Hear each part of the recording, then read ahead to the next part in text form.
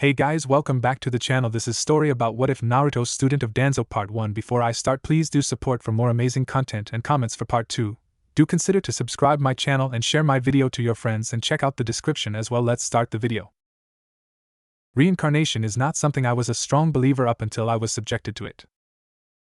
It sounds odd that someone can actually say that it is a thing, especially when said phenomenon is preceded by something that should be ultimately the end of everything. Death takes, and it never gives anything in return. But much to my immense surprise, when I realized that I had somehow breathed my last whisper, I realized that the darkness that was supposed to lead me into the nothingness was actually a temporary one. The kind of temporary that I best knew as a mere night of sleep. In fact, I blinked awake in a quiet manner and I found myself staring at a ceiling that wasn't familiar. I blinked various times, my brain failing to grasp at the situation at hand during these first few moments here in this different place. This wasn't home, nor it was a hospital. I could barely see around as the window had been left mostly closed, allowing just a small line of light to cut through the shadows surrounding me. Blinking one last time, I finally realized that this room wasn't just unfamiliar, but also familiar. The style gave away that this was the standard Japanese room. I was resting by the floor. No, it was a futon. A thin layer of soft mattress that separated me from actually touching the cold and unforgiving floor, while offering me a degree of warmth and tightness. And it just reminded me of unpleasant times I had to rest out of home, either for work or other affairs. My calm had melted away at the incessant poking from my confusion and uneasiness over the unexpected sight around me.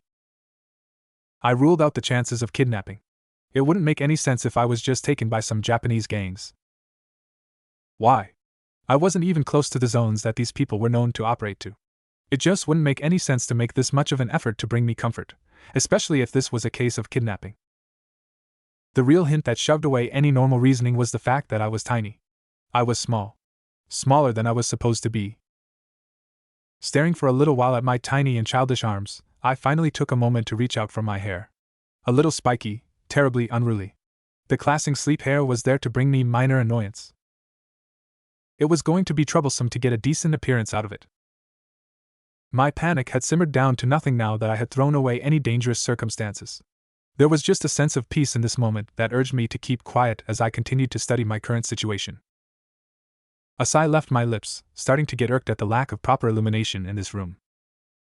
But just as I pondered if I should have or not moved to check on the rest of the house, my attention was swiftly stolen away from myself and right to the only door I could see. It slid open, revealing a tired but smiling face. A woman. Her long dark hair was combed in a short ponytail that rested by her shoulder. I resisted the urge to grimace at the prominent hint that this lady was possibly going to die, considering how many mothers had perished with that hairstyle. "Good morning," the stranger greeted with an unexpected amount of warmth and familiarity.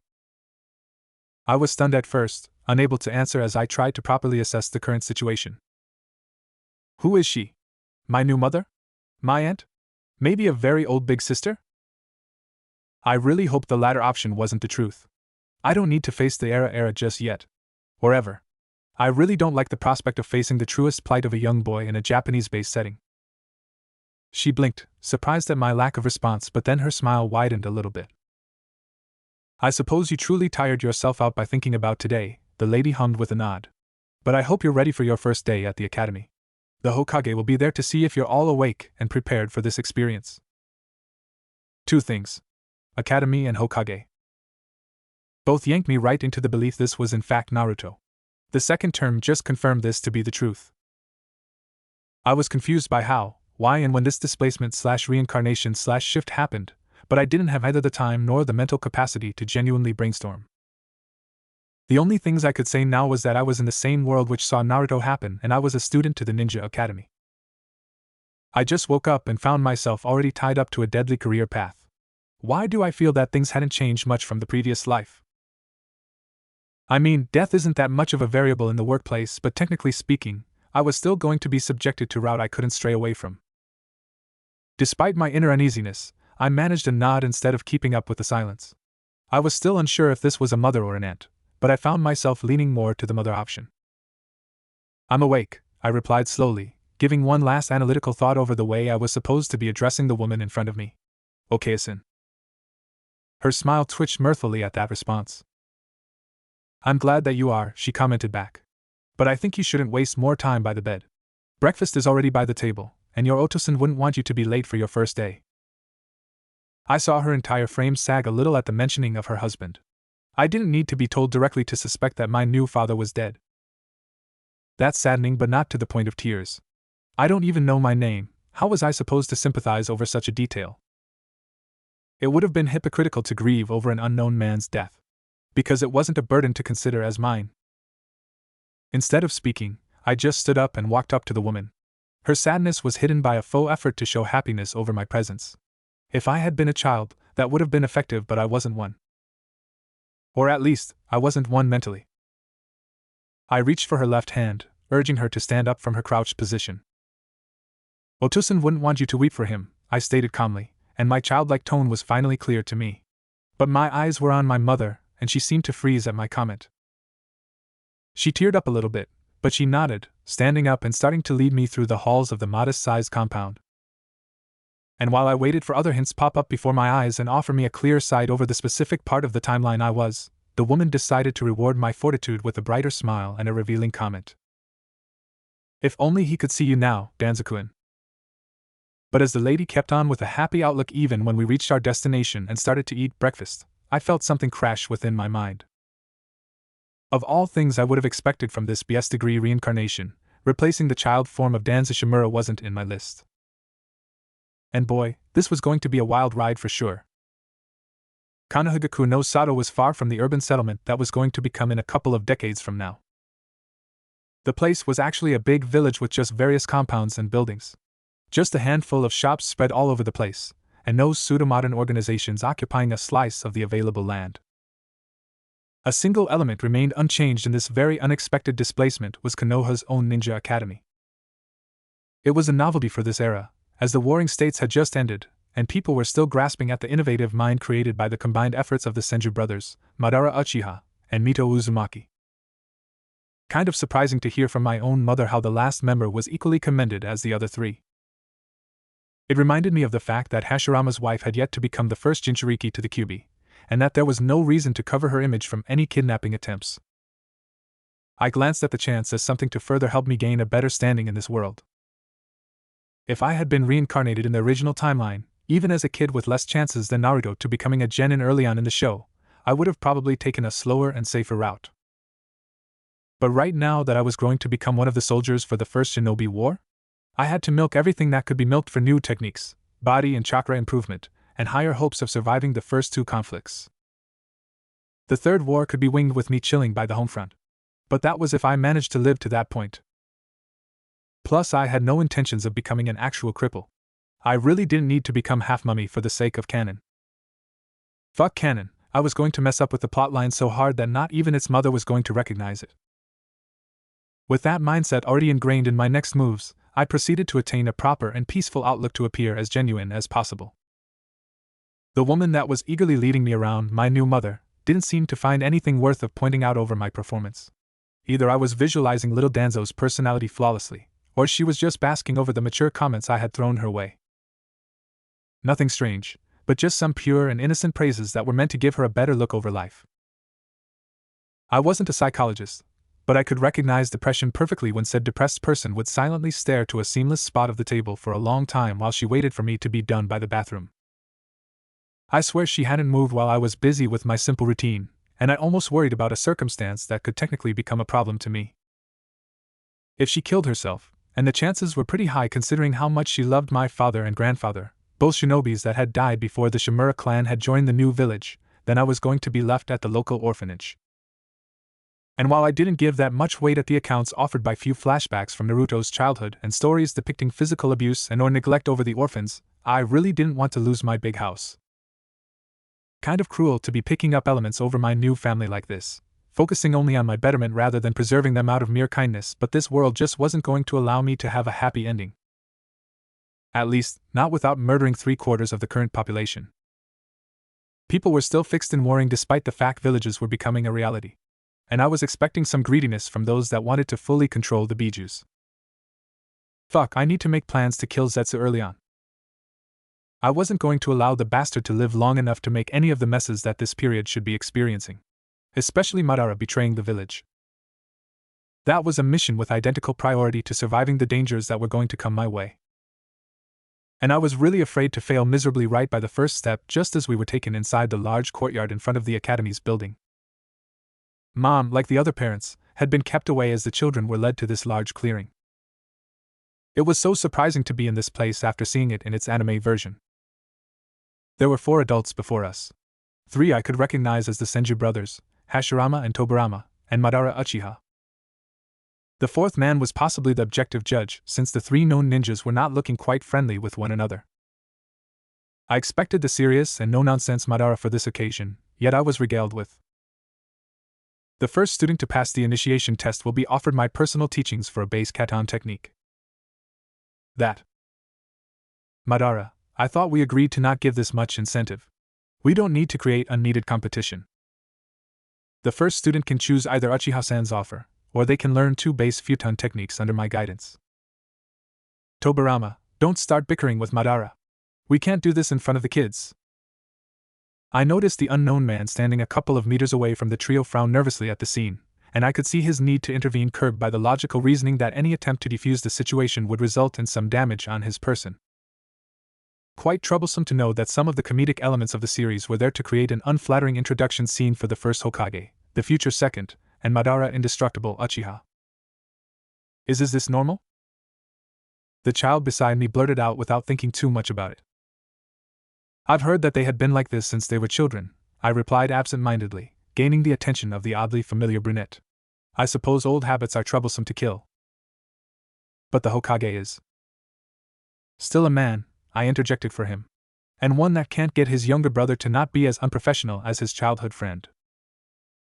The boy snorted in amusement, and I was half glad that we were talking quiet enough to not get the adults' attentions on us. I didn't want to be subjected to a death glare from Madara himself. And I really didn't want to be subjected to a double death glare from him and Tobarama. That would be deadly enough to kill me on the spot with how weak I currently was. I'm Hiruzen, the child ultimately said, and I felt sweating at the odd circumstance presenting in front of me. Hiruzen Sarutobi, the man that was going to become the Shinobi no Kami and the 3rd Hokage. I was supposed to be his malicious rival. Danzo had wanted the hat but was eventually screwed by a cowardly decision during the First Shinobi War. To think that this situation was happening so suddenly, and so favorably. Holy fuck, is Kami herself looking out for me? Still, I offered a polite smile and nod. I'm Danzo. Nice to meet you, Hiruzen-kun. Our interaction was brief as the amusing but also awkward scene finally concluded with some lingering glares thrown from both parts. Today you will be taking a simple test to show those that are ready to be enlisted to the Ninja Academy. Each and every one of you will have to display some control over a particularly simple technique, one that will be first shown by Hokage Dano. Hashirama smiled as the unknown instructor pointed at him. The oldest of the Senju brothers started to slowly display various hand signs and then a second Hashirama appeared right beside the first one. Bushin no Jutsu. I'm kind of surprised that this was going to be the test to enter the academy. I guess this just showed how much the academy was going to decline after just 4 decades of activity. You have up until lunchtime to get this technique down and working on an acceptable level to pass, the instructor resumed with a quick nod. You may start from now. I nodded myself, and I gave a quick glance to my newest friend. Hiruzen was smiling, and I was quite sure that he knew how to get the jutsu correctly thanks to some prior training with it. Still, I'm a kid, and I really wanted to get a flashy and destructive technique in my arsenal. So I pushed myself to remember the hand signs and closed my eyes. I wasn't sure if Danzo knew how to draw chakra this early in his life, but I knew a hint or two about how things were supposed to work. It was all based over some will-centered control over my reserved. The hand signs were meant to properly channel the energy in the technique I really wanted. So, after taking a deep breath and grasping at my innermost, I started to get the hand signs done. Tiger. Boar. Ox. Dog. I partly expected to fail the first time around, and while I knew that drawing chakra was much easier when one had a small reserve, I really didn't expect the pleasant results that beckoned me as I opened my eyes. Hiruzen had managed a success by getting 2 flawless clones out. But I had somehow gained attention by actually get 3 clones out. Those weren't as perfect as Hiruzen's as they all looked fairly winded, almost sickly pale from a closer inspection. Yet it was enough to gather the attention of both Madara and Tobarama to the scene. The combined success got them interested, and I could see them both trying to decipher which one was actually the best to determine as the more successful. I glanced at Hiruzen, and the brunette glanced back at me. We shared an unsure but determined look. We were quiet, but we both had the same thought over the matter. Draw? I inquired quietly, getting a smile out of the fellow student. Draw. Hashirama was close enough to hear the simple understanding, smiling brightly as he pushed himself between the two rivaling adults. You heard the children. They are both first. We're the judges for that, Hashirama-Nizan, Tobirama pointed out with some annoyance. And I think a draw would just be a pointless result, Madara somewhat agreed. And you're both too slow to decide. I agree on the two boys' assessment, the first Hokage rebuked with a serious tone. And I think I'm not the only one accepting this. The unnamed instructor nodded in agreement at the taller brunette's fair reply, and soon Hashirama's attention was on us. But if we want to keep up with the competition, I guess the question now is which one of you wishes to train with Madara-san, and who wishes to train with Tobirama-san. And that's where I think I put a foot in my mouth. While it would have been smarter to stick by the second Hokage as it was the safer way to learn more, I knew that Hiruzen would get mauled by someone like Madara. So I concocted a devious idea to get him to pick the choice I wanted him to go for. Both offers are good, I muttered quietly. Uchiha-sama is offering a Katon technique, and Katon is known for firepower. Senju-sama is offering two Futon techniques, and while the wind style doesn't offer the same power as Katon, I think the flexibility with those make them match up evenly with the former. But you can pick one, child, Tobirama commented dryly.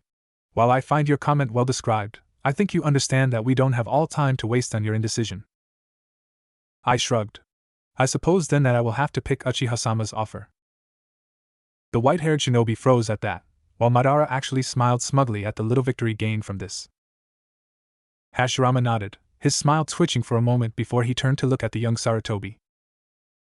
I suppose you will be fine to train under Tobirama-san. Hiruzen looked slightly uncertain about the situation, but then again he wasn't given a real choice. If both offers were good in terms of learning new things, then the breaking point was the unnerving presence that Madara exerted quite naturally. So I wasn't much surprised when he offered a quick nod. But while I was sure to have prevented a detrimental rivalry with the boy, I certainly sealed my fate for an arduous time with the one and only Madara Uchiha. The man was still smiling, and it was a chilling sight for sure. I swear, I saw the girl occupying the space on my left actually started to cry before that vision. Hashirama, being the simple dolt at the time, quickly scolded his childhood friend and more bickering ensued. And while I made my first real step in this mad world, I couldn't help but think, how do I keep my clones away from existence? I should have expected that life in Konoha a couple of years prior to the first Shinobi War was going to be terribly slow.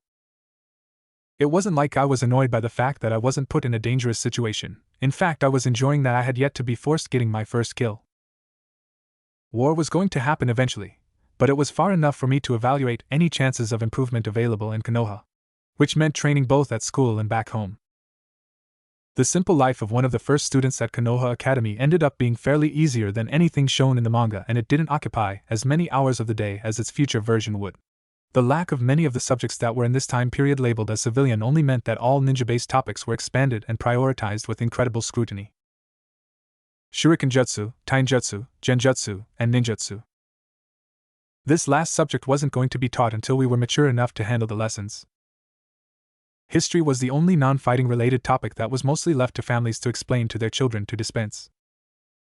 The warring era was a bloody and confusing one, and nobody was yet capable of offering a full-fledged explanation of the various events that happened before and during the conclusion of these unpleasant years.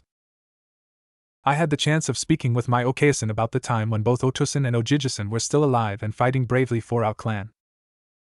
The memories were painful to remember, and I could see the woman flinch more than once in her narration. But I knew that receiving positive inputs during these tales, especially now that I was tiny and adorable, would have avoided unpleasant circumstance with the lone parent. About this very matter, I had also seen to mention to the neighbors about the fact that my mother would get distracted while talking about my father. The implicit request would then result in various people, mostly fellow mothers and wives that had taken sympathy over my nervousness and my mother's depression, visiting and inviting Okeasan while I was away either for school or for outdoor training. With that base covered temporarily, as I knew that things could be solved just by offering external support, I shifted my attention over the academy and its teachers. It's still odd to think that the more important classes were taught by the Senju brothers. The first Hokage was the man-child kind of guy that knew how to speak with the students and somewhat relate to them. He was rather experienced with kids, which was quite odd since he had yet to become a father. He was married, the union between him and Mito Uzumaki having happened just a few months before the formation of Konohagakure no Sato. Still, despite being one of the beloved teachers in the school, his presence was somewhat lacking most of the time. With Hashirama being busy with his tasks as the leader of the village, his younger sibling was given full control of the academy, and with this much power under his belt, the guy created the basis of an educative system that will improve and prosper the more time passed and experience was gained over this project. It was good work that genuinely helped with the awkward state the school was, and, surprisingly enough, it was also one devoid of the biased opinion the man had with the Uchiha clan. Some of the students were part of that family, and I failed to see instances that made their lives difficult compared to their peers. Everyone, from civilian-born kids to the heirs to the clans, were treated with utmost equality and meritocracy. And that made me contemplate when things spiraled out of control and rendered this place of culture and a corrupt system to favor certain groups. 2 weeks went by swiftly and mostly uneventfully, with only a couple of unique circumstances genuinely bringing me to a grimace or even to outright fuming before certain people. Hiruzen proved to be a good friend, one that would accept my moments of venting in exchange of receiving my own ears when he needed to rant himself about his own troubles. It was unnerving how this degree of frustration had become a normality for both our lives, especially after we had accepted the rewards offered by the bickering leader trio. While the rewards promised counted 2 futon and a katon ninjutsu, the rivalry between Madara and Tobirama spawned an extended training schedule. I considered myself partly at fault for the circumstance, something I had never told to Hiruzen out of the fact that I wasn't sure how Tobirama was training him. I only knew that Madara was a massive bastard when he was teaching people. This very detail not only explained why Hashirama didn't trust his counterpart in teaching at the academy, but also why there was no canon apprentice known to have been taught by the clan leader. Obito counted more as an unwilling student that hardly learned something from the real deal and was conditioned by Zetsu. Still, the spark that escalated the simple reward in full training could be identified in a minor mistake I made while trying my best in learning the fire ninjutsu picked by Madara. The Great Fireball Jutsu was the first ability anyone that had an affinity with fire should be training with when starting elemental-based learning. Mastering the technique was also considered a test for any Uchiha shinobis and kunoichis to prove their worth as proud warriors of their clans. But I soon found the only day offered to learn the jutsu to be incredibly unfair on my part. I wasn't sure if Madara had seen to check if I had fire affinity, but I knew already from canon that Danzo's affinity was wind, with minor hints of earth and water. I wasn't supposed to get the ninjutsu going. In fact, I think I ended up surprising Madara himself when I ended up replicating the simple ninjutsu after 6 hours of continuous attempts. It was draining on my chakra coils, but the sizzling noise and the fiery explosion that ensued once the modest-sized fireball collided with the nearby trees was more than enough to leave me with a cheeky smile. I suppose I should explain how I, a 7-year-old Danzo Shimura, managed to make use of that powerful ninjutsu after so little. The key to my success was tied to 2 minor factors that not many children in my situation would have been able to make use under the pressure exerted by the Sharingan wielder. The first thing was that I knew the supposed effects the jutsu was supposed to cause to the user while preparing. The sensation of burning by the lungs, then by the throat, and finally by the lips. Fire had to be coaxed carefully during the complete process, as a simple mistake on this part would result in my concentration getting disrupted by the unpleasant sensation. I had to spend a couple of attempts just to get a grasp over the first step before proceeding to the next and last one. Spitting the fireball sounded quite easy to accomplish, and yet the issue that found me stuck for hours was that I couldn't get it to properly form out of my mouth. The sphere would just leave in a lengthy lick of fire that would swiftly reach my target without actually forming in a compact fireball. Despite my surprise at becoming a human flamethrower, the attempt was ignored by Madara as the man calmly exercised nearby with his gun by. It definitively didn't help my morale when the guy supposedly offering teaching was wasting time training on his own. I didn't even try to ask for any advice as I was unsure how the man would have taken my uneasy steps toward success. He was prideful all right, and I didn't need to get in his bad side considering the massive difference between him and me. Which meant I was left on my own to get this blasted ninjutsu cooked properly. And it worked kind of. The fireball former was some quivering by the edges, as if it was ready to disperse in an explosive manner, but I managed to send it soaring right at my target and get it to destroy it. I waited for a few seconds, trying to normalize my breathing after the umpteenth itching enveloping my lungs at the fiery technique, and my first training session came to an end when Madara saw it fit to provide some emotional support in the form of a single rough head pat. To be honest, I almost yelped at the unexpected touch, expecting for my head to be squished for having messed up somewhere in the process. "You've done well. You may go now," the Uchiha clan leader commented curtly. And he left at that point. Confusion had swelled for just a handful of seconds before I decided to accept the dismissal and finally return back home. Okayasan was impressed by the fact I had gained Madara's attention, but the way she praised my good work seemed more of a chiding than else. Maybe the woman knew it herself that the Uchiha wasn't one to keep close by. And I knew that her common sense was correct by the time I was picked up at school by the man the very following day. There was no word spared, not even a greeting, as Madara walked toward me as I followed the small group of students out of the academy, and led me away from the path from home and right to the training grounds we had used the day before. Training ensued, and differently from the first lesson, the Uchiha actually gave attention to my progress. Taijutsu was given priority since my close combat was severely lacking. The academy was offering a limited fighting style to its students, one that was easily outmatched in raw power and speed by the Uchiha clan taijutsu. It was terrible the first week. Madara was relentless with his comments, bringing up in punctual details how my stance was either too rigid or too at ease, how my reaction time was crappy in the worst times, and how he was hitting me softly, and tears were not going to make him stop. To be fair, what made some tears fall off wasn't the fact I wasn't expecting this much pain, but the fact that my tiny body was more sensible than an adult's one.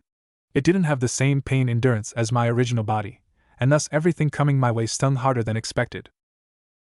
I wasn't really crying at getting wrecked by a veteran shinobi, but rather my body reacted in that manner at the sudden and intense pain. When the second week began, things took a strange positive twist. And not only about the training sessions. I was gaining more resilience and understanding of the Uchiha Taijutsu the more time I spent training with it and against it. Madara wasn't merciful, but he would concede a couple of pauses along the sessions. It was tough, but not impossible by the end of the day. The change that actually caught me off guard was that I somehow got popular at the academy because of it. While people weren't unsure what I was doing with Madara, the fact that the Uchiha kids were spending an unexpected amount of time close to me and trying to build up social relations was more than enough to warrant quite the inner inquiry about the matter. Maybe the family thought of me as an honorary Uchiha since their clan chief was teaching me, but I was quite sure that Madara himself had no implication on the matter. It wouldn't help me nor him at training, and he wasn't certainly trying to flex his apprentice so strongly before the Senju brothers. Tobirama was fairly moderate himself from what I knew from Hiruzen. Whatever bet had been made once Madara had gone to him and Hashirama to gloat over my abilities, it didn't seem worth of making a large fuss over it. Still, this very subversion of my lonely pace at school left me with a single positive change that would end up becoming useful in the future. Kagami Uchiha, one of the low-born members of the clan, was someone that didn't seem interested in making ambitious gains by befriending me. He was more of a follower than a rival, and someone that just ended up following the collective thought and try his efforts and reaching for me. What truly made him stand out compared to the rest was the kind of question he asked me when we ended up sitting near to each other. "Is Madara-sama tough with his lessons?" I was almost surprised when I first heard the blunt query, and I spared some moments of silence before giving him a quick yes while I glanced back at him. If I had to make a comparison between other members of the Uchiha clan, Kagami was a strange mix of Obito and Sasuke. He was naive just like the former, and terribly silly when it came in making friends outside of his clan, but he was also attentive to class and seemed to have already a good understanding of the great fireball jutsu. Adding him to the conversations with Hiruzen brought up a quality element I would have never expected the boy to bring up. With the young Sarutobi being initially uneasy while having a member of the Uchiha clan listening at our discussions, the brunette seemed to change approach when he noticed that there was nothing of the arrogant and pompous elements that made up a large majority of the family. In fact, I could tell that both him and Kagami were bonding quickly. Way more quickly than I expected it to be. Still, it was good to be broadening the circle of peers with a third member, and thus our little group started to get more livelier thanks to our newest mutual friend. But while things might have been pleasant because of these developments, I sure hadn't expected for Tobirama and Madara to take their bet to the next step. It all started when Hiruzen and I were called to reach the academy. It was Sunday morning and there was no one waiting for us at the entrance. "Do you think that they are waiting inside?" I glanced at Hiruzen with a half-tired look. I had woken up in a panic as Okayasan had rushed to my room with an urgent letter from Madara requesting my immediate presence. I had planned to spend the early hours of the morning in my futon, preparing physically and mentally for today's afternoon session with the Uchiha clan leader. With my plans burned so suddenly because of some petty and childish rivalry, and with me rushing through my usual morning routine to not turn out late, I ended up finding Hiruzen waiting by the gates. He had been summoned with a letter similar to mine, this one actually signed by Tobirama. The young Sarutobi didn't look any better than I was. Maybe even worse considering the sleep bags underneath his eyes. "The gates are closed," I pointed out calmly. The boy blinked at me, glancing back at the gates and then back at me. I didn't notice. Mighty God, Kami-sama, and Tamamo-chama, why are we suffering for two morons bet? Sighing at the response, I turned back at the gates, but more specifically at the small wall that I knew both Hiruzen and I could vault with little effort. "We can still check inside," I muttered quietly, gaining once again Hiruzen's attention on me. "But the gates are closed," he repeated my words, and I almost facepalmed at the lifeless voice it was all delivered. "We can still check. Maybe they were busy and couldn't receive us at the entrance," I commented back, pointing at the small wall as we both approached it. "Anyway this situation goes, I don't think we can get in trouble for merely snooping around." The young Sarutobi looked uncertain at first, but the unwillingness to keep waiting standing up under the sun eroded any moral reluctance to break that implicit rule of not entering the building during weekends. Nobody was there to check the place, and so our infiltration proved to be as easy as drinking from a glass of water. The academy was desolate as we ventured inside, and we couldn't hear anything that could help us in our search. If the two adults were indeed within the premises of the building, then they had to be somewhere near the principal's office. Tobirama was known to keep to that room during most of the time at the school, which wasn't spent to give lectures to his assigned classrooms. After going 2 floors up thanks to the simple staircase built by the entrance, we started to wander by the administrative area of the academy. The zone was forbidden to students in normal circumstances, but there were occasions where teachers would send kids to pick up books that were available by the library in the specific floor. Right now, Hiruzen and I were keeping a somewhat attentive stance as we delved deeper in the silent halls of the school.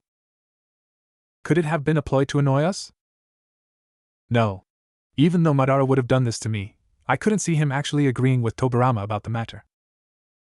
Something was indeed off with the lack of someone waiting at the entrance, and perhaps something bad had happened before we arrived there. Staring left and right, I took a sudden pause as I finally heard a noise.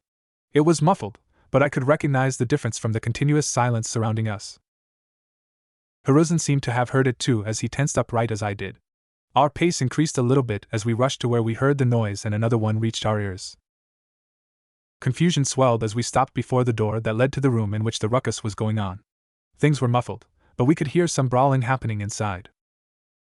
But wasn't the Hokage's office meant to be empty today? During the weekends, the Hokage was allowed to deal with paperwork right at home. One of the few situations that had changed by the time the Sandaime would take over the role. And that meant whoever was inside it was neither the Hokage, nor someone with friendly intentions. Madara wouldn't have concocted something this complicated, and not this malicious. I had done everything to keep him pleased, or at least happy with the way I handled training. There were no guards around, and there had been no shinobi wars to reinforce the need of keeping watch over important places. A foreign intruder? Could it be that an enemy spy had infiltrated Konoha? I gritted my teeth at the chances of this being the truth, and I glanced at Hiruzen with a serious look. The brunette had sobered up and listened to my whispered orders of keeping close quite earnestly. I took a couple of steps toward the door, reaching for the handle with my left hand while my right one was inside my pouch to fish out a kunai. Holding my breath in, I carefully unlocked the mechanism and peeked inside. I tensed up again, this time a light blush erupting on my face as I saw that there were 2 individuals there. One, a man from his muffled voice, was sitting by the chair behind the desk while the other, a woman, had settled by the man's lap. I couldn't see perfectly the features of the man, but since I recognized the red hair combed in 2 buns that were telling hints about a certain character in this era, I felt dread at what I was looking at. Mito Uzumaki let out a brief giggle as she tried to unfasten Hashirama's shirt. Her kimono was slightly unraveled, but I could see only her pale upper back from my current position. Gulping nervously, I felt paling as I soon realized that this was much worse than a spy stealing military secrets. We just ended up catching the Hokage and his wife ready to go through the deed. And his wife was a red-haired Uzumaki. I didn't linger any longer with the stare, carefully closing the door. I glanced at a confused Hiruzen, the boy growing nervous at my panicked look. We need to leave, I whispered quickly. Why? I will tell you later, I answered swiftly. We can't get caught by them. What is going? He didn't finish the sentence that he ended up tripping on some uneven part of the carpet. The fall ended up with Hiruzen landing on his butt, but the impact was enough to warrant a noticeable thud out of it. My eyes widened even more at the noise, feeling thousand screeches exploding in my head at what had just up. I heard something shuffle inside the office, and then footsteps. Pulling Hiruzen up from the ground, I pushed him to start to run. Gagagago, I whispered furiously, paying no attention at the sudden slam created by a furious Uzumaki trying to catch us in there. But I pumped more chakra in my legs, and urging Hiruzen to do the same. The young Sarutobi made the mistake of giving a quick glance behind and, from the way he suddenly paled and increased his pace, I knew that the situation was as ugly as I thought it to be. It was just as we turned the corner that I remembered that we weren't dealing with simple individuals. The entire section of the hall between us and the emergency staircase was filled with a mix of vines and golden chains blocking the passage. Our pursuers were catching up without any pause, and I knew that we couldn't get caught like this. Not with Mito Uzumaki giving chase to us. So I decided to make a hasty decision and indulge Hiruzen to prepare one of the futon techniques that Tobirama had taught him. At first the brunette was confused as Wind's style. Great Breakthrough didn't have the power to break the chains, but he still complied the very moment he noticed that I was making hand seals myself. Snake, ram, monkey, boar, horse, tiger. I felt the blaze building up in my lungs as I waited for Hiruzen to let out the C-rank Wind-style jutsu, releasing the fire only as I noticed the gusts rushing out of his lips. The two jutsu combined in a magnified attack. One that easily melted through the chains and the vines keeping us from leaving the place. We didn't wait any longer as we found our way cleared. Both Hashirama and Mito were moments away from turning the corner, and we had to quickly reach for the staircase. It was an intense chase, one that I was expecting to leave unscathed with Hiruzen, but then I remembered that Mito could do much more with her chains if she had her targets on sight. I yelped as I felt two cold and metallic restraints wraps around my legs, and I saw the young Sarutobi beside me fall the same moment I did. Before we had the chance of crawling away, a voice breached our hopes of survival. Well, Mito muttered calmly. To think that we would end up finding two young peeping toms while we were busy. Hashirama sighed. Danzo-kun, Hiruzen-kun, the man mentioned with a disappointed tone. I can't believe you both decided to do this. We didn't do anything willingly, I stated fiercely. We were called by our senseis through urgent letters. Hiruzen nodded frantically. Tobirama-sensei said that I was needed at the academy, and Uchiha-sama did the same to Danzo-kun. They looked at us with a stern look, but then the redhead sighed. Do you have the papers on you? We nodded, and we presented the respective scrolls with the messages in those. Mito took these in her hands, reading each silently and blankly. A tense minute passed and she sighed. Dear, did you tell Tobirama-kun that we were going to be spending time together? Hashirama frowned at the question, but he gave a calm nod. It was just to avoid him interrupting us. And I suppose the same reason is applied to why you told this to Madara-kun too. There was an awkward silence from the Hokage, with the Senju giving an uneasy look at that. I didn't think that. We will discuss about this later, Hashi-kun, the woman rebuked softly. First, we should let the boy stand and go. Wouldn't want to traumatize them with what I've planned to do to you. The man actually shivered at the implied threat, and I found an interesting opportunity to get some revenge at our absent teachers. Actually, Mitoheim, I interjected with the most appeasing of tones possible, drawing both the woman's and the Hokage's attention. I think it wouldn't just do to let us go. In fact, if Madara-sensei and Tobirama-sama were able to do this so easily, then it wouldn't be wrong to assume they could do worse to prank you and your husband. Her eyes narrowed with a fascinated glint. Are you suggesting a lesson to impart to them? I had expected her to be a little more stern about returning prank to prank. But then again, I was talking to an Uzumaki. If Kushina and Naruto were clear examples of the prankfulness running rampant in the family, I shouldn't be doubting that Mito herself was a queen of pranks in her younger days. Something that would require yours and Hokage Dano's assistance, I replied with a nod. It's nothing harmful, but it will be decisive in making it clear that they shouldn't be using Hiruzen and I for their silly antics, and not disturb you in your alone time. Mito nodded intrigued, ignoring the fact that a 7-year-old had just addressed what they were doing as the subject of the talk. Hashirama didn't from the way he blushed, but he seemed to calm down as I started to explain the simple plan meant to humble the two morons to a proper degree. I wasn't sure that Madara's arrogance was going to be weakened by this, but he surely was going to learn to not use me as a tool of jealousy to get his rival's attention. And boy, revenge was going to be as sweet as chocolate milk. A new day, and a brand new problem to deal with caution and fury.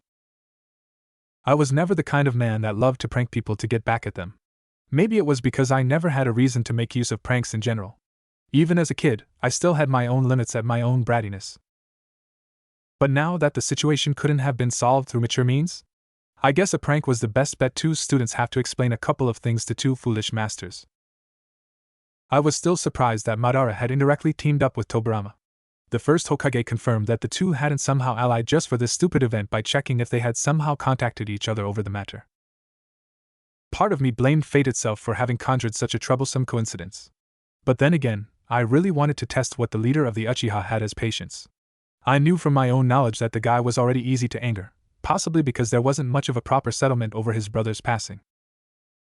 Sure, he might have accepted Hashirama's dream as the proper route to take instead of keeping on to the old Warring States era, but he still hated both the Senju brothers for never addressing the death of Izuna Uchina, which Tobirama was responsible for. Kishimoto never explained how both sides settled over this sore spot, but I had reason to believe that there was never a settlement about it from the way this bitter rivalry still continued to exist. I could understand if it was just a childish one, but the generally crass insults and the malicious threats once in a while did show the true nature of their relationship. And despite my early reluctance to actually pit both morons one against the other, Mito found my initial plans of dealing with them individually to be too lenient for how the two shinobi had handled their responsibilities as our masters. Hiruzen wasn't keen to offer any suggestion, keeping to himself as I tried to come up with the best plan possible for both Hashirama and his wife to accept. The former was quite easy to satisfy. Albeit he was pissed at what had happened, he was still a goof when dealing with his brother and childhood friend. I didn't blame him wholeheartedly as I knew that he was inherently kind because of his ancestors' influence. But Mito? She was incredibly petty over the matter. I had to dissuade her multiple times from actually employing anything that could offer permanent damage at the two. While I had expected a mind geared for pranks, I wasn't really hoping for her to be this brutal with revenges. Eventually we concocted a fairly simple plan that involved a letter detailing about an important mission, a booby-trapped building and lots of whipped cream. Yes, in a world without TVs and other electronic appliances, the delicious thing was actually available at the market. It had appeared as one of the first inventions born just after Konoha's creation, and I expected it to be the result of the first stable civilian-based economy funneling funds for new technologies. Conflict might not be around the corner, but the fact that the Hokage had promoted a general sense of prosperity for everyone from the very beginning was enough of a warning to start and improve life conditions. Shinobi, merchants, peasants, bureaucrats, everyone was enlisted in that silent mission of making Konoha a great place to house the clans scattered all over the Land of Fire. But that wasn't important to the great event for today. I woke up a little after than yesterday's hour and my first destination was the academy. Differently from what had developed from yesterday, Hiruzen and I did find Mito and Hashirama already waiting for us. There were two Jonins speaking with the Hokage, quickly disappearing once we were close enough to the couple.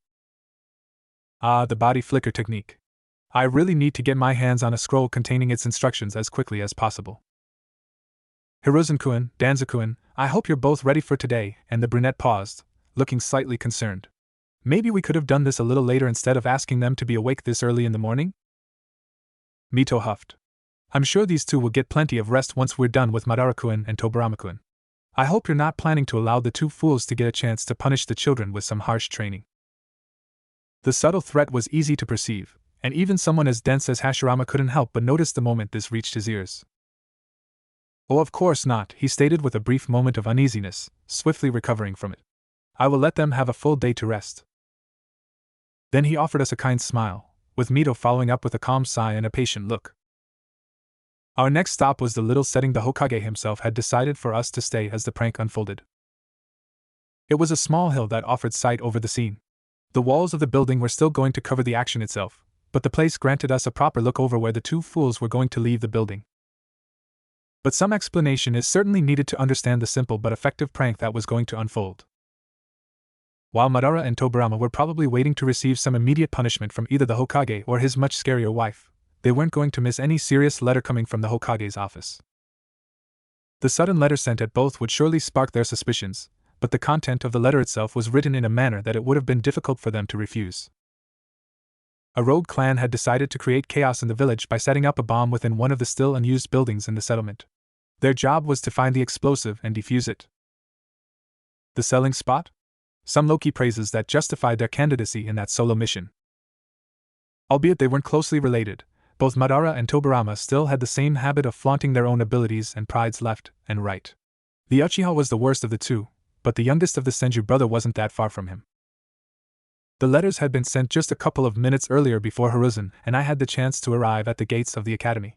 With our quick-paced stroll to reach our current spot, it was expected for the two to find each other, and the bomb in 3, 2. Ka-splat! I bit down a groan at the fact that I had been off by just a second, my attention stolen as I saw two figures rushing through the windows instants before the explosive fully detonated and they were unable to dodge the scattershot of whipped cream completely wrapping around their frames. While Tobirama merely groaned at the disastrous development, Madara kept quiet as his brain tried and failed to understand what had just happened. Both were coated in white, but the Uchiha suffered the most considering how his long hair weren't spared by the punishment. All in all, it looked quite the messy situation for them both. Heh. There was silence at first, but soon it was Mito that broke the quiet by letting out a muffled giggle. Hashirama snorted, while Hiruzen's own smile was twitching as the boy tried to hold back a full laughter at the amusing scene. I held a proper smile, as my entertainment was dampened by the fact that now we would have to approach the two and see their reaction dangerously close. It would seem that you two have ended up in a sticky situation, the Uzumaki said as she spearheaded the group towards the unfortunate victims of the prank. To think that the mighty Uchiha and the swift Senju were defeated by whipped cream. Tobirama had the decency to allow a huff to leave his lips, while his the gunbai wielder gawked at the approaching group. His surprised eyes took a moment to study the four of us, only to settle on me. He narrowed his dark charcoals in a furious manner. You! Don't blame the child for the fact you are the one that warranted my wrath, Madara-kun, Mito interjected before the Uchiha had the chance to continue. Both of you, how could you've thought that Hashirama and I would have allowed you free after this foolish behavior you both displayed? Tobirama frowned in confusion at first, noticing that his sister-in-law was mentioning a plan he might have shared with Madara, and then realization struck him shocked as he stared at the annoyed man. You copied me! Madara turned, his annoyance doubling at the accusation. What? He asked coldly, only for Hashirama to answer in his brother's stead. Yesterday, you both sent your apprentices to disrupt my time together with Mitoheim, the brunette explained with a tired sigh. I swear, you two are really starting to become too much to bear with your own antics. Then control your brother Senju, the Uchiha rebuked dryly. Instead of allowing him to bark madly left and right, perhaps you should assign him to boarder's duty. As if your word actually matter in the decision-making of this village team. And they were bickering again. I felt Hiruzen walking closer to where I was, holding a hand up close to my ear to whisper something to me. Do you think they will remember about us? Allowing a grimace on my face, I shook my head. Nope. And while I was quite convinced of this considering how intense that shouting contest suddenly became, I had forgotten about an element that I had yet to still see in action before this common dynamic. If you think you can just ignore us by trying to appear angry at each other, then I have something else coming for you both, Mito exploded in a fierce fury. This is not the first time that you decide to drag Hashirama and I into your petty exchanges. And I think it's high time you both apologize to each other for being this stupid. I will never apologize to that filthy piece of... Enough, Hashirama interrupted his rival. Not before the children and Mitoheim is right. You two have been going at each other for months now. I thought you would have calmed down once things had settled down properly, and I was wrong. Madara snorted. And what do you plan to do then? Banish me? I noticed the Hokage narrowing his eyes at the brazen Uchiha in that very moment, and I felt dread. Did I unwittingly escalate the breakup process between the two reincarnations? The mere thought was enough to trigger plenty of alarms in my head, and my brain ditched self-preservation to make an effort to avoid this possibility to happen. Instead of keeping put as the scene would have demanded from me, I finally moved from my standing beside the young Sarutobi and made a few steps toward the irked Uchiha before turning around to face the Hokage to offer the man a formal bow. Hokage Dano, please don't take his words as ones delivered out of lucidity, I muttered quickly and tensely. I felt my throat tightening at the fact I was trying to defend Madara before the Konoha's leader. The prank, the fact that he is sparring words with Tobarama-sama, these elements are influencing him to be this much blunt. You know that Uchiha-san is someone that will never accept this kind of defense, Danzo-kun? Hashirama inquired calmly. Despite the good points you're bringing up to understand his behavior, are you sure you want to go through with this? I thought about it, knowing that now I was going to get punished by the man for doing something so humiliating and unneeded, but I still nodded. Yes, Hokage Dano. The oldest of the Senju clan sighed tiredly. Forgive me if I bring up bad memories by saying this, but didn't your father die a few weeks before the Shimura clan properly joined Konohagakure no Sato? Oh okay, why he needed to go with that?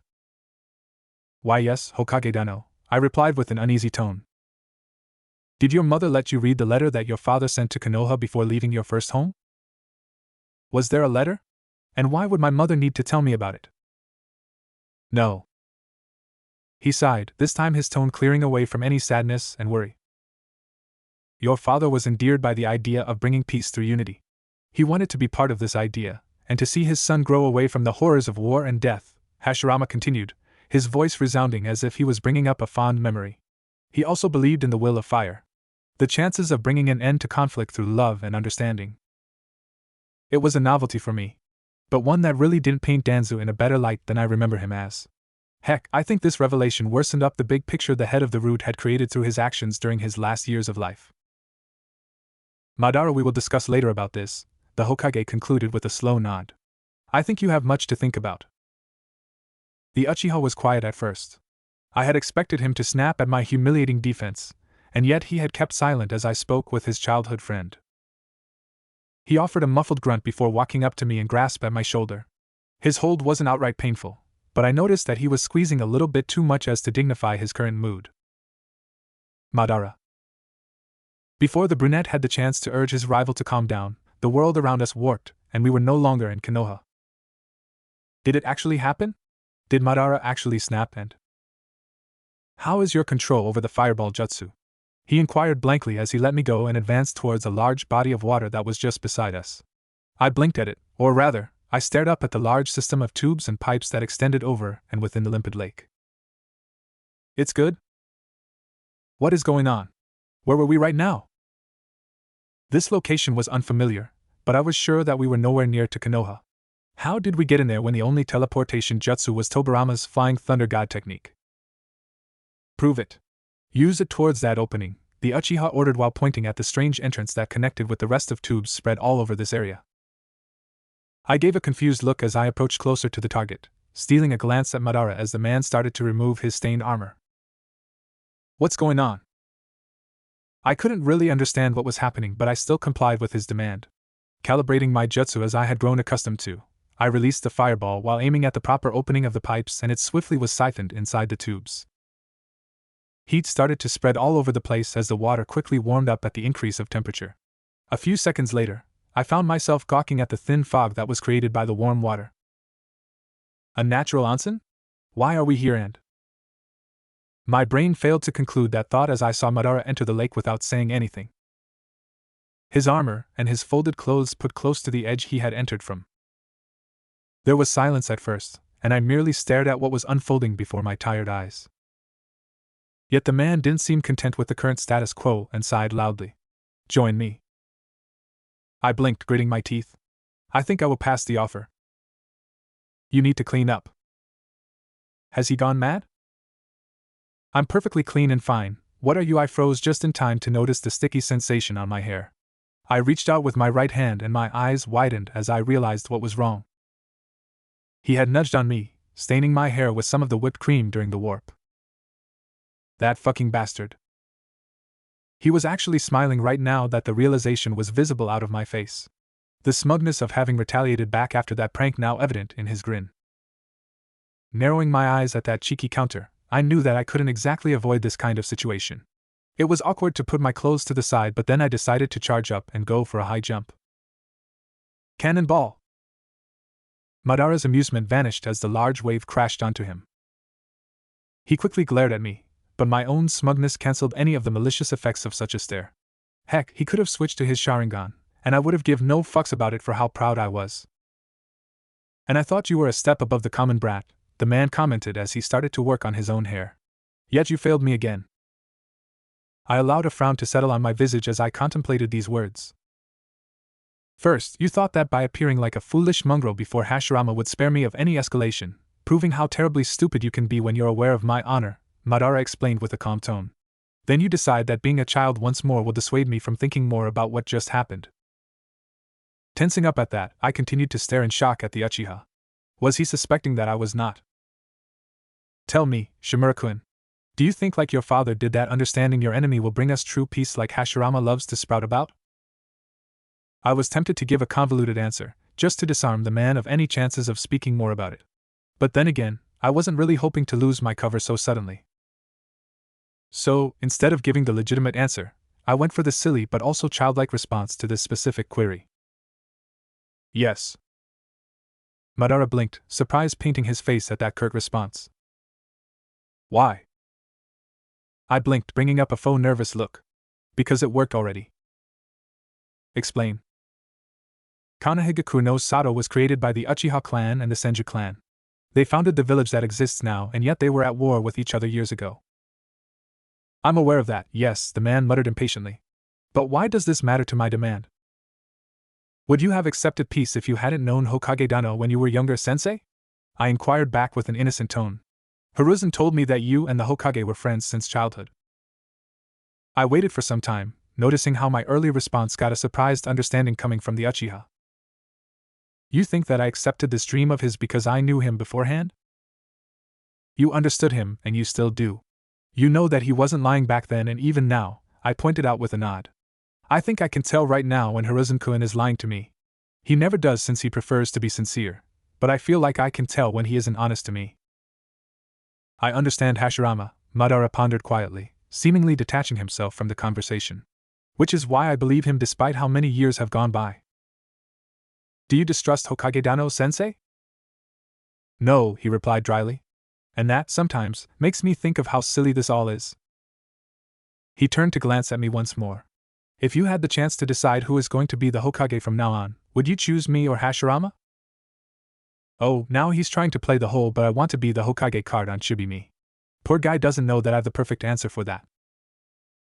I would choose Hashirama-sama, I stated with a nod. If you were the Hokage, sensei, you wouldn't be my sensei any longer. He frowned at that logic. What are you talking about? Well, when you sent me in that important mission, I emphasized the event in an effort to show my annoyance to it, only to be ignored on that front. I noticed that Hokage Danzo had numerous papers still sitting on his desk despite having the large majority of the paperwork in his house. You think that if I had been Hokage, then I wouldn't have had the time to train you? I nodded and he sighed tiredly. I would have left someone else to deal with it, Madara pointed out, and I gave a confused look. Isn't the paperwork the big part of the job? The Uchiha snorted. Being the Hokage means being the strongest, he rebuked dryly. Why do you think I want that stupid hat? I think it's a nice hat, I admitted, a minor degree of smug latching onto my words. His stare narrowed at that quip. But I don't think being the Hokage means being the strongest in the village. Why? Well, the Hokage has to stick by the academy most of his time, and he doesn't have time to go in missions, I answered with a sigh. Since you're not the Hokage, sensei, that means you're not restrained from actually going in a fight out of the village to defeat a threat. That sounds ridiculous. If there was a skirmish between a clan and Konoha that is beyond a diplomatic resolution, would Hashirama-sama go on his own or send someone like you to deal with them? He didn't answer that. In fact, the conversation kind of ended there as we stood in that onsen for a couple more of minutes. Once I was properly cleaned from the whipped cream, I stood out of the warm lake and allowed the steam to dry me up a little bit before I reached for my clothes. Once we were done with this strange situation, Madara reached for my shoulder again, and we warped back inside Konoha. This time we were standing in front of the Uchiha compound. We shall speak again tomorrow, at the usual training spot. Curt, impassive and pretty much stern. Yet, compared to the usual tone, there was a strange touch of leniency. I didn't linger further, noticing that the man was already walking inside the main building of the household, leaving me to make my way back home. I was confused, fascinated, and overall spent with what happened today. Yet, despite my tiredness, I couldn't help but spend the rest of the day to try and understand if the man had used some unknown jutsu or reverse summoning to get us out and back in Konoha. Nonetheless, I felt like I did make some progress for what was meant to be a silly prank. Hopefully, it's all for good. 4 months went by mostly uneventfully. Training still continued, but now I was given more autonomy in which way I was supposed to develop my personal skills.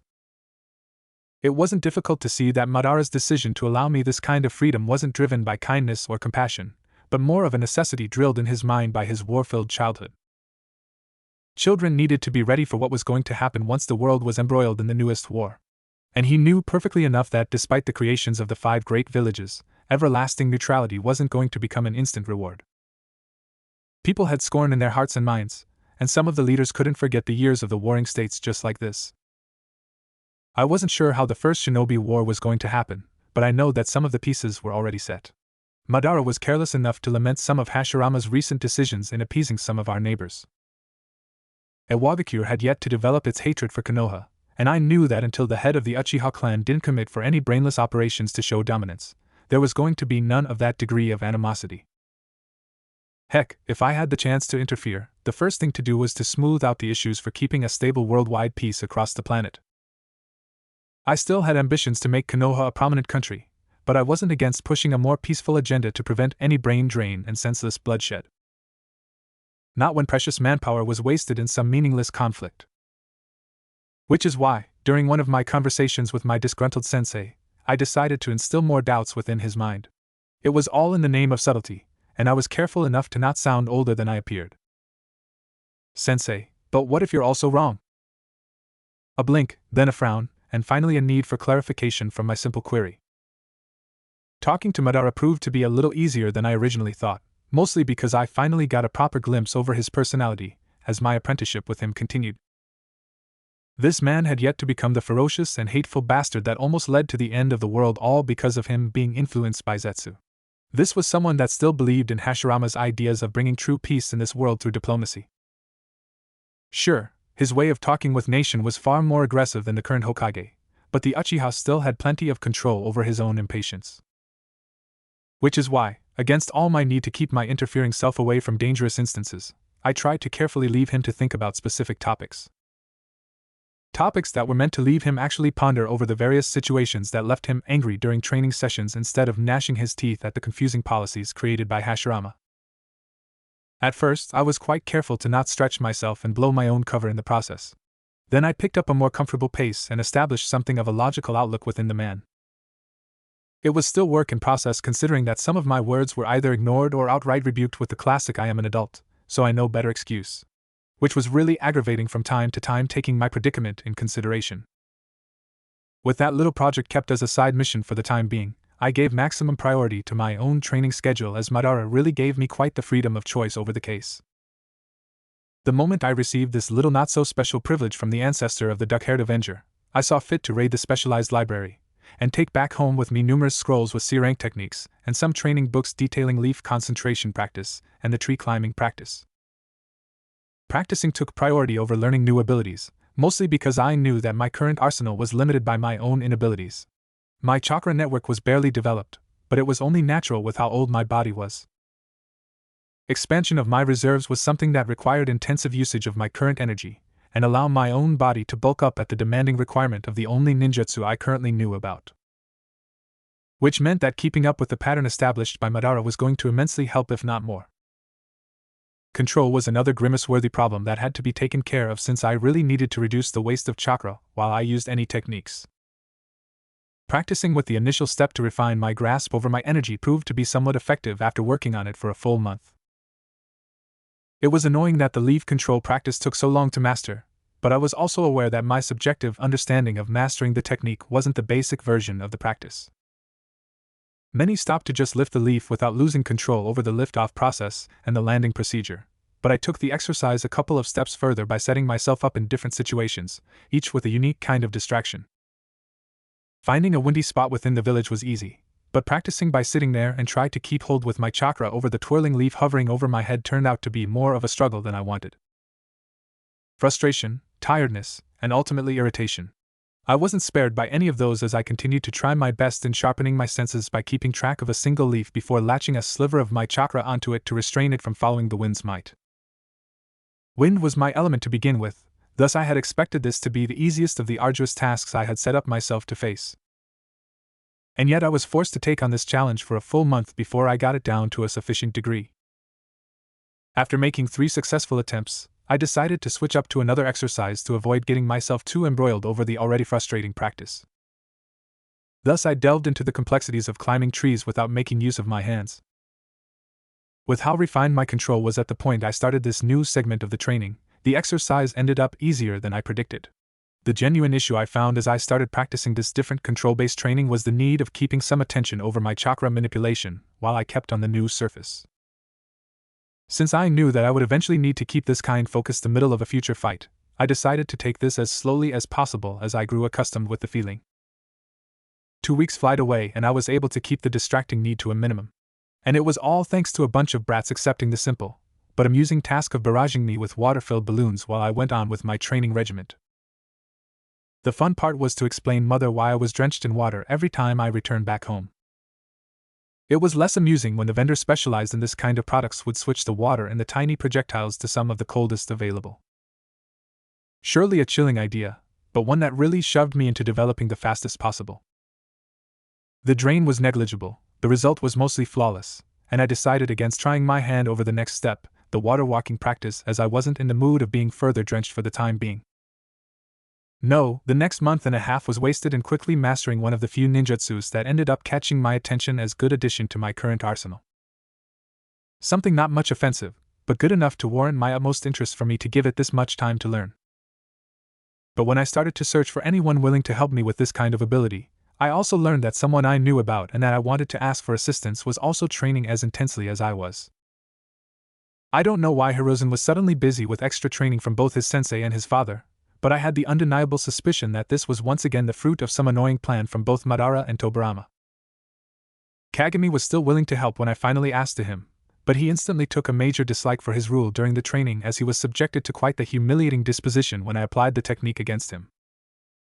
He wasn't angry, but he would get terribly annoyed and whining each time he was to be used as a training dummy for this kind of ninjutsu.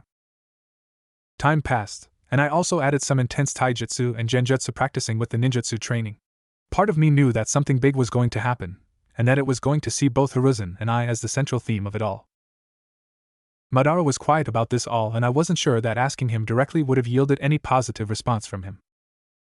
Then I had some trouble in talking with Hiruzen while we were both at the academy, as the brunette was quick to reject any attempt to talk. Even sending Kagami to pry some info out of the young Sarutobi resulted in nothing but silence. Was he angry? The circumstance was the most plausible, and yet I couldn't sense any frustration directed at me from the boy. Plus, I could tell if Hiruzen had any grudge with me, especially since I would have to slight him immensely to get this kind of reaction out of him. So what exactly happened to him?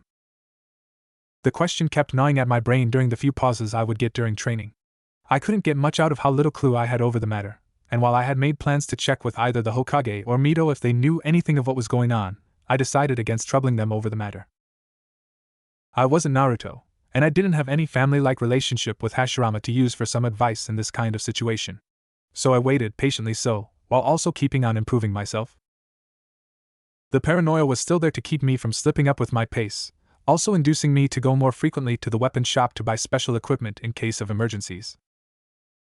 Smoke bombs were a novelty I found myself endeared to. Not many ninjas had the means to sense their opponents when their sight was obstructed. Thus the addition of this to my available tools was a most pleasing development. With the crescendo of the tension intensifying each day, I finally got the truth out when Madara finally decided to speak about this, and he looked surprised himself when he announced that I had been challenged by Hiruzen. I was confused when he presented me a formal paper, but as I ultimately stared down at the signature that legalized the document, I gained an understanding of what was going on. Tobirama had issued the paper, and Madara was clueless of what was exactly happening. How was I sure the Uchiha was an accessory of this stupid match? The man would have bragged for days about it instead of keeping this much quiet and genuinely shocked. So I took this as a childish effort from Hashirama's younger brother to take a shot at his main enemy by pitting me against his own apprentice. While I had simmered down the rivalry by Madara's side, I had completely forgotten that nobody had done anything with Tobirama. God damn it, why am I getting this big of a flaw in my plans this early on? The setting picked by Hiruzen was one of the training grounds near to the one Madara would train me by. The place was pretty much similar to what I was already accustomed to, but instead of being close to the large forest surrounding the village, It didn't have any trees or bushes to create natural obstacles. The land was mostly flat and made up by dirt, with some rocks here and there to create quite the IWA-esque training ground. I expected this to be a simple challenge, one that didn't require the group of spectators Tobirama decided to invite for the occasion. The Hokage was there, and so was his wife. To their left, a large group of people all donning the Sarutobi clan were already cheering on the nervous-looking brunette, and I quickly recognized Hiruzen's mother cheering him the hardest while keeping by the head of the clan's side. Sasuke Sarutobi, one of the greatest shinobis of the Warring States. His fame was legendary in the lore, but his abilities were mostly unknown from the show. He looked like Hiruzen was going to during his adulthood, with the main difference being that he had a full beard instead of a short goatee. But the presence that really got me the most incensed about considering the already frustrating was my own mother standing on the other side. She was there, without nobody else. I spared her a glance, offered her a helpful smile as she tried to hold back onto the silent humiliation Tobirama had unconsciously perpetrated. Imagine being reminded that your entire clan was gone except for yourself and your own child. Amusing? I was having a blast from the way I was glaring daggers at the Hokage's younger brother. The white-haired jerk took notice of it with how surprised he looked as he glanced back at me, but I was quite sure the real shocking element was the degree of contempt someone my age was able to hold towards an adult.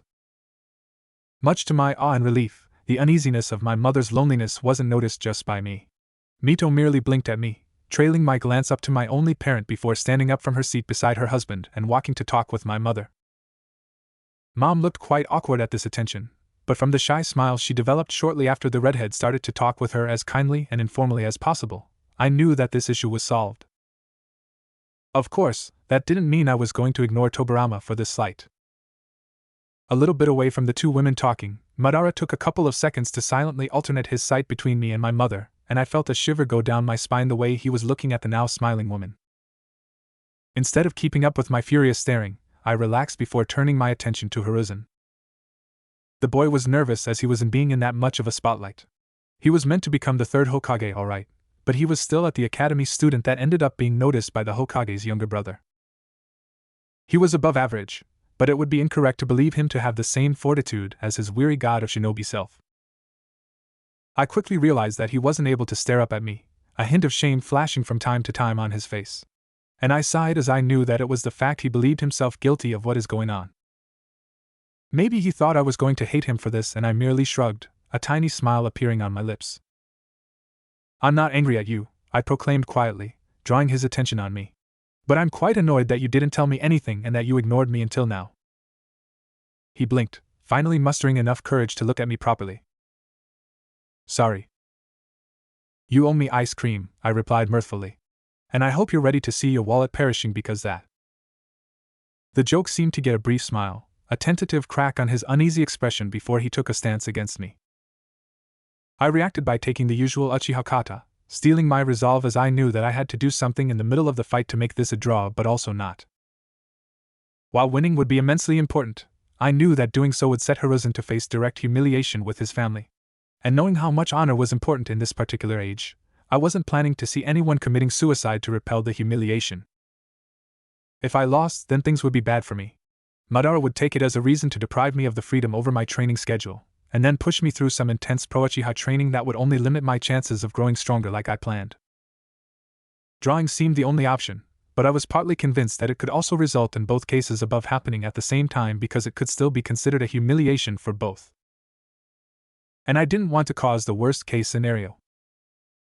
Today we're here to spectate the spar between Hiruzen Sarutobi of the Sarutobi clan and Danzo Shimura of the Shimura clan, Hashirama stated with a formal and serious tone. This is a formal spar, and it shall be recorded as the settling of a challenge among the young men before us. That I really wasn't aware about. Like, what the heck is wrong with Tobirama? Wasn't he supposed to be the more logical in this kind of stuff? Why was he pushing his hatred for the Uchiha clan to this degree of action? I merely stared at Hiruzen, offering him a sympathetic tone while he tried to recover from his own reluctance. His posture was stiff, unwilling to grow flexible enough as his stance demanded to properly enter in action. If there is anything you two wishes to say, any unwillingness to proceed with this course of action, feel free to speak now that the match has yet to begin. I turned to the Hokage, flashing him a smile. I'm fine with this. Then I turned back to look at my opponent. But I hope you will agree to start this slowly. Hiruzen blinked. Slowly? Just follow my pace. I will explain. He merely nodded, and soon the fight began. Nothing too difficult or too serious.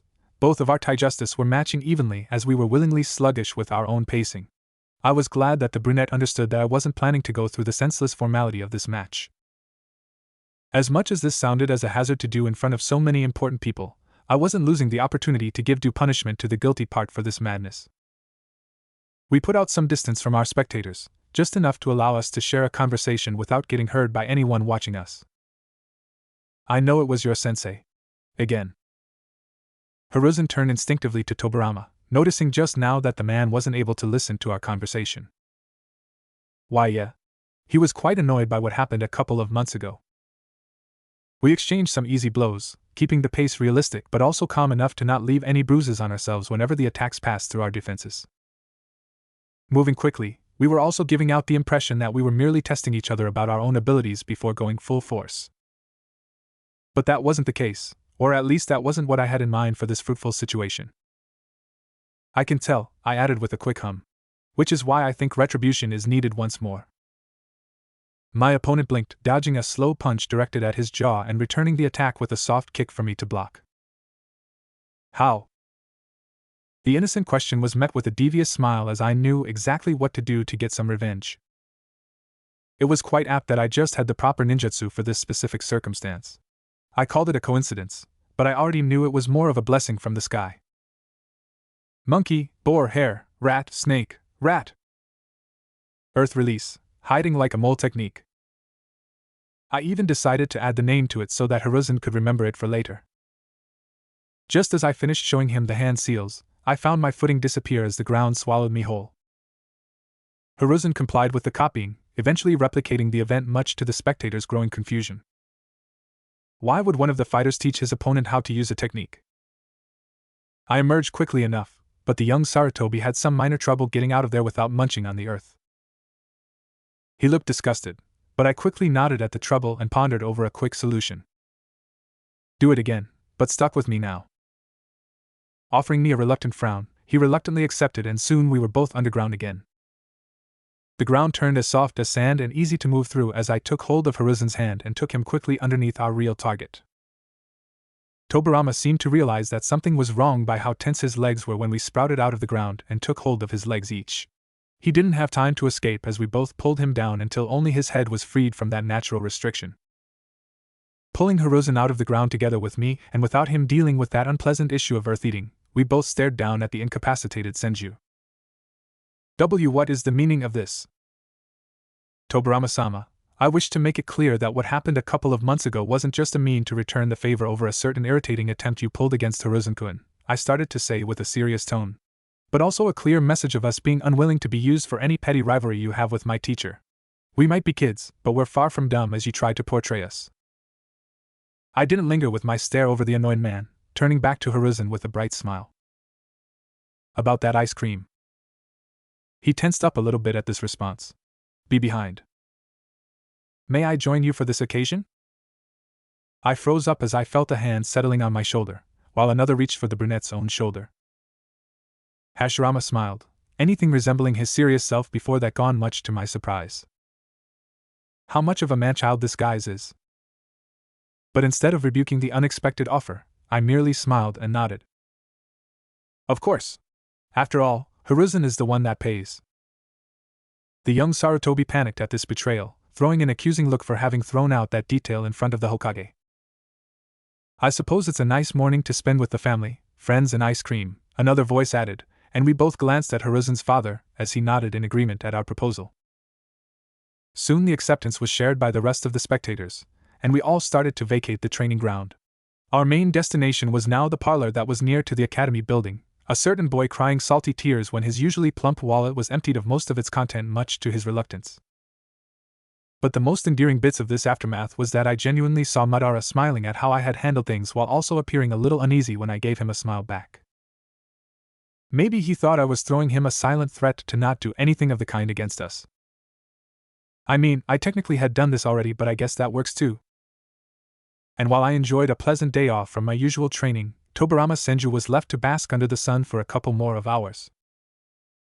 Eventually his brother came back to pick him up, only for the Hokage to chuckle the whole way back to the academy building while pointing out how tanned his younger sibling had gotten. Tobarama wasn't amused. My breath itched as I tried to conjure my third fireball jutsu. The fiery sphere of murder traveled through the air like a messenger of death before colliding with the target in front of me.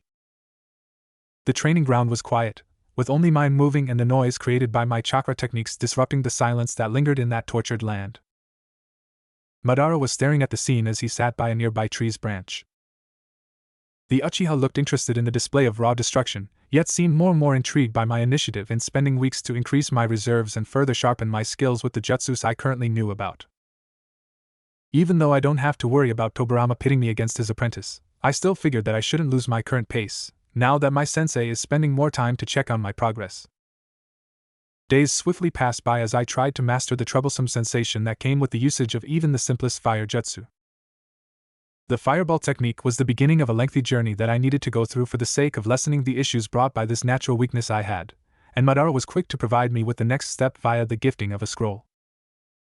The paper contained the hand signs for the usage of the fire release, Phoenix Sage fire technique, and the jutsu was far from easy to get to an average level despite it being the same rank as the fireball jutsu. Fire release was the priority for now as I took a brief pause from testing the only earth release technique I had. Not like I really wanted to delay these particular sessions, but Kagami had mentioned something about having nightmares of being buried alive. Did I exert his childish mind a little bit too much? Nah, I could tell he was just bringing up the best reason to skip being the target. Hiruzen seemed to be unwilling to replace the young Uchiha, citing that he was training so hard under his father and his sensei, that adding this stress to his body would get him scolded by his mother. A tragic predicament that I was sure going to resolve with enough patience and persuasion. A child I might be, but I was still Danzo Shimura. Well, in name at least. 2 months had gone away ever since I fought against Hiruzen, and while training proceeded smoothly and quickly, I still found myself struggling with a few issues that I had long ignored and that now were starting to become difficult to avoid. The first problem was that Mito seemed to have taken a strange interest in both me or Hiruzen. While this could have been easily ruled out as a young woman just wanting to play around with children, my suspicions of this being a little more than that ended up proved right as the woman started to clutch her stomach each time she had to crouch during her visits. At first I thought that she had managed to already seal the Kyuubi within herself thanks to Hashirama's help in suppressing the nine-tailed beast's negative chakra, but this assessment was already disproved when Madara made no remark over a possible battle being behind the strange behavior. And then it all hit me at once. Ninja don't have a correct way of figuring out if a woman was pregnant before the formation of a noticeable bump on the woman's belly just yet. So it came quite as a surprise when I felt a noticeable growth by her belly when she was giving the umpteenth hug to both her adorable friends. Mito was pregnant with the Hokage's heir or heiress. This news was good to hear, and it confirmed my early suspicions that the woman was going to conceive a child before becoming the first Jinchuriki. It wasn't an important dilemma considering that it didn't explain why the Senju clan was going to somehow thin out to only have Tsunade as its leader and remaining member, but it did defeat the chance of the family dying out to some birth complications encountered by Mito as the Kyuubi Jinchuriki. Still, despite the lovely novelty, the fact that we were going to spend a lot of time around Lady Hokage meant that both Hiruzen and I were going to become the prime targets of the redhead's mood swings once the pregnancy had entered an advanced stage. And that prospect left me morbidly curious to see the full destructive capacity of a pregnant Uzumaki, and horrified at the fact I was going to be subjected to this without any safety net about the matter. Yep, these were going to be a couple of dreadful months.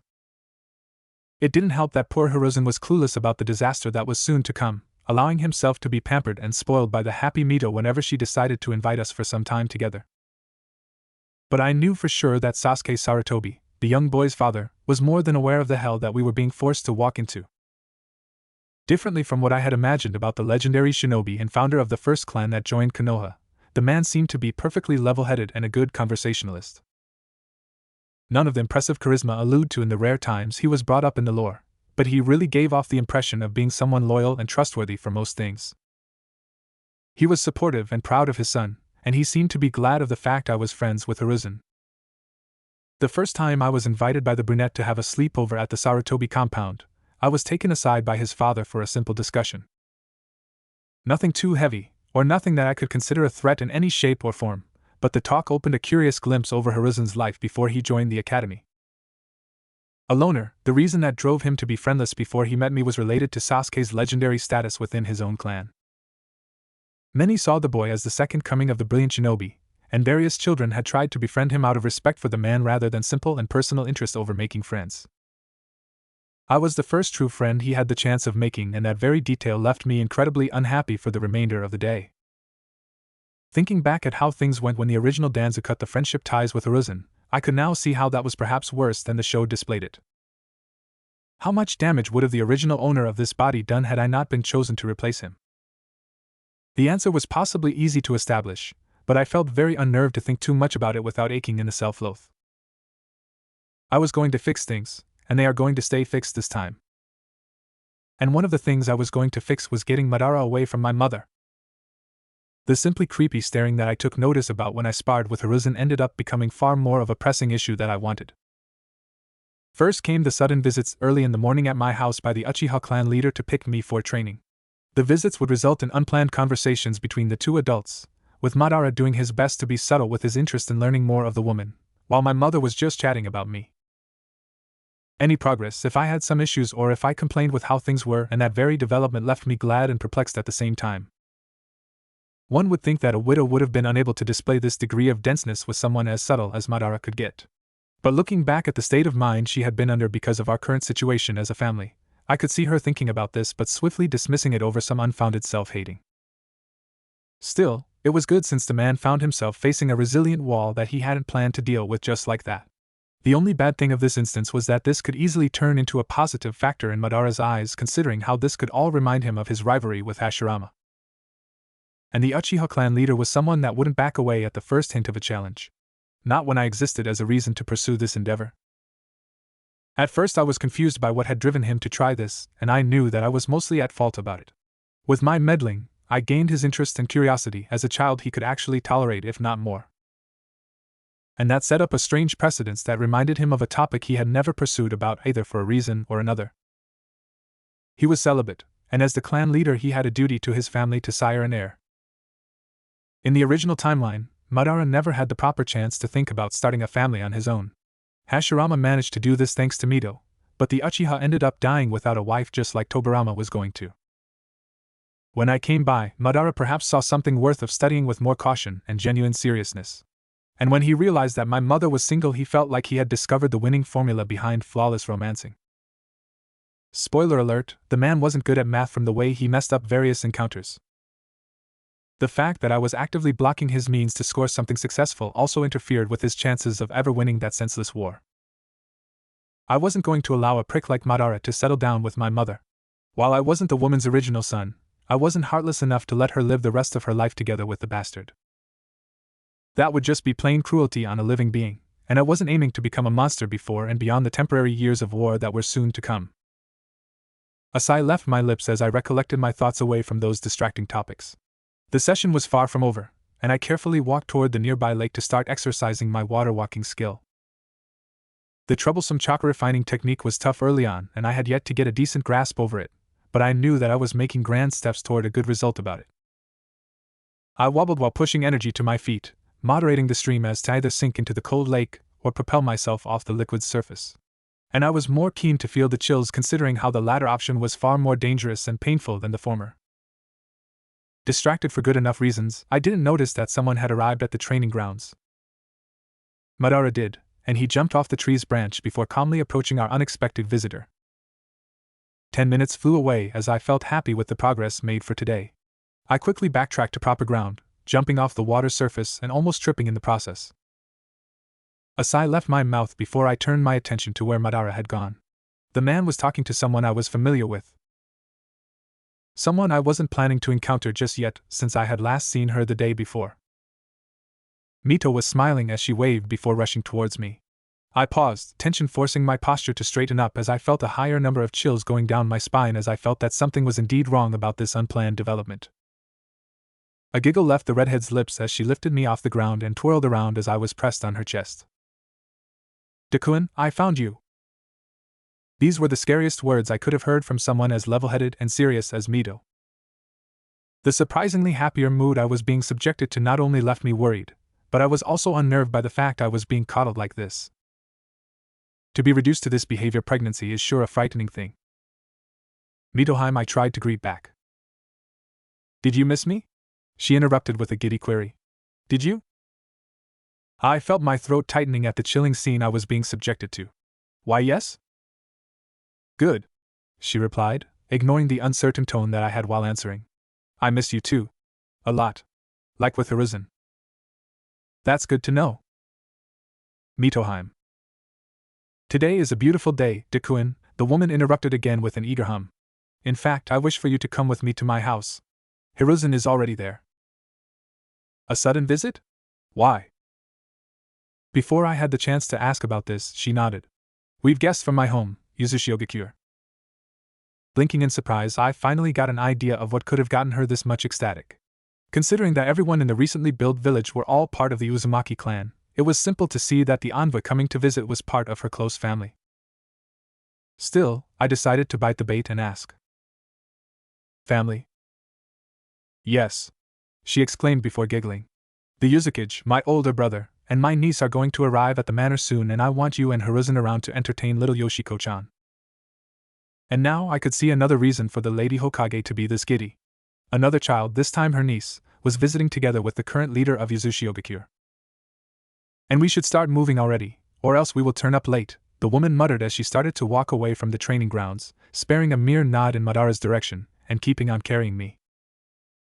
Mitoheim? She blinked, giving me a wide smile. Yes, Dekuin? I was starting to hate that blasted pet name. I can walk on my own, I pointed out, only to be granted a simple nod. You could, but you're also tired from training. I'm sweaty, I added, trying my best to get let go at once in the most polite of ways. She was wearing a high-quality kimono, surely she had the common sense to. I'm more concerned about your well-being, Dekuin. My dress will not be ruined by some sweat drop. I gritted my teeth, glad that my face was obscured by the way I was being hugged. Mada-sensei will try to get on with my mother if I'm not there, and I've already asked for Lady Sarutobi to invite your mama for a tea party, Mito interjected with a thoughtful nod, a brief break from her current state of mind. What a responsible boy. Thinking about the plight of your poor mama and dealing with the rough romancing of Madara. I can understand your worry, especially since Hashirama-kun wasn't always a man that would quickly realize what I meant with my early efforts. I blinked. You think that? Madara needs time and attention to refine his methods if he is serious about that. While it's fine to meddle while he is so silly with his antics, I wish for you to realize that your mama is an adult that can judge and choose for herself, the redhead brought up. So trust your mama's judgment, just like you trust your Auntie Mito's decision to invite you to this family gathering. I didn't answer to that, merely nodding as I conceded defeat at that unbreakable defense. With that topic solved, my attention turned elsewhere. Now that I thought about it, this was going to be my first interaction I had with the Uzumaki clan where I had no proper foreknowledge of these people. I was going to delve in some mysterious waters, and this was indeed concerning.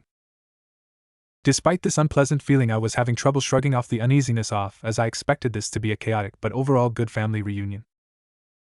It's the Uzumaki family. Surely they were going to be all friendly and sympathetic. I was partly wrong with that silly assumption. While it was correct to think of the Uzumaki clan as a family-centered group that were quick to integrate new individuals among their ranks, the little expectation that I had over the envoy was easily subverted when I had the chance of meeting Yoshiko-chan. Hiruzen was as clueless as I was when we were first introduced to the Uzumaki entourage. Ryuji Uzumaki, the Yuzukage, proved to be Naruto's ancestor when the first thing he did was rush up to his sister to give her a tight hug. Mito giggled at the affectionate approach, and Hashirama was legitimately frightened when his brother-in-law saw it fit to give him some not-so-subtle threats about what would have happened if he failed to make sure their princess was taken care properly during her delicate phase. The fact he also added "you better believe it" at the end of his final threat made me realize that I was never going to hear things like "databale," or "databasa," or any other nervousness-induced catchphrase that seemed common in the clan. But while that was a relief since I wasn't planning to get tortured by decades of that stuff, I was also aware that I was going to hear similar sentences to the catchphrases. And I was going to hate each and every moment of that blasted development. Still, the current issue took priority over my annoyance, as I ended up making first contact with a grade 8 tsundere. One can joke about this kind of encounter, but when these happened, things were quick to get bad. Especially when said tsundere was a self-proclaimed high-tier kunoichi with a superiority complex aimed at us. Yoshiko was 7, and while being a brat was fine in most occasions, the brattiness she was quick to display was enough to get me to groan already. The girl looked like a mini Kushina with a darker shade of red hair and a pair of dark violet eyes. Her hair was a little clear compared to this example, but that was hardly a defining feature since her personality was doing all the work for her to bring me to a state of incredible irritation. My companion in this dreadful lunch proved to be less inclined to directly address the matter, as he tried his best to ignore and be ignored. The thing was that ignoring someone was never within the intentions of a standard tsundere, and the moment we were led to another room while the adults started to talk about serious villages-related matters, Yoshiko employed her full arrogance against us. Sitting on some pillows, I was trying my best to keep my attention locked onto my friend when a shadow loomed over us. "So, Auntie Mito said that you two were training to become ninjas," the girl muttered with a mocking tone. "I bet you two can't even handle shuriken properly." "We can, Yoshiko-san," I replied with a dry voice. "As if I would ever believe any lies coming from your mouth, Dekuen." My lips twitched in clear annoyance, but it wasn't the comment itself that got me this irked. It was the way this brat had taken a liking in addressing me as Dekuen. Why the hell was this becoming a thing? Why the hell Mito thought this to be a good idea? These questions I really wanted an answer about, but I wasn't going to risk my safety by bringing those up to the only individual that could answer those. I preferred life to death. I didn't continue through that conversation. With politeness failing to at least dilute the effects of her bitchiness, I just leaned back and turned away from the smug-looking Uzumaki. I allowed her this empty victory, just for the sake of me holding back from getting a more practical one against her. With me dealt with, her next target was Hiruzen. The brunette tried to look away and follow my example, but this only fueled the interest of the tsundere to press her advantage. "Your father, he is Sasuke Sarutobi," she hummed in malicious mirthfulness. "I bet he knows that you're actually a crybaby." The insult was weak, and considering the training we had to go through, Hiruzen was hardly fazed by it. Learning from my recent mistake, he decided against giving a proper response to that, merely keeping himself quiet after that comment. Yoshiko was irritated by the lack of a reply. That was one of the weaknesses to the bravado she was displaying. Considering how arrogant she was, I knew that while her training was above average, she was far from being a genuine threat to either me or Hiruzen. Which is why I was paying her little to no attention whatsoever as she seemed to contemplate this strange retaliation. Silence reigned as dominus, and for a moment I thought that we had indeed found a way to drive her to stay quiet. Once again a silly illusion that was proven wrong when she decided to aim higher and strike harder. "But I bet it has to be tougher for Dekuen since he only has his mommy," the girl resumed, her maliciousness barely grazing at my mind's thick armor. "Always crying for daddy that is never coming home. A nobody, someone that probably died in a ditch and that's enough," I muttered as I stood up from my seat. The action got a surprised look from the cheeky brat, and her wide eyes were matched with my stern look. I was no longer beneath her, and the sudden closeness got a shiver out of her, and a quick step back. "You think you can just insult us because your father is important?" I asked with an irked tone. "That you can come here and demand respect when you're so eagerly mocking the passing of people that died in the past age of wars?" A scowl slowly appeared on her face, but she didn't have anything to say back at me. "You're all talk and no bite. That's the truth," I continued calmly, my stare never leaving her. "And if you think I will just allow you to disrespect my father like this, then you are incredibly wrong." Narrowing her eyes at me, she tried to reply. Really? Then prove it. Prove that you're not some crybaby that Auntie Mito took pity upon." To be fair, it was Madara that took pity, but then again why was I the one that needed to prove something? I wasn't the one prancing around talking of being some amazing ninja or stuff like that. I have class, and I definitely wouldn't want my enemies to know how amazing I am.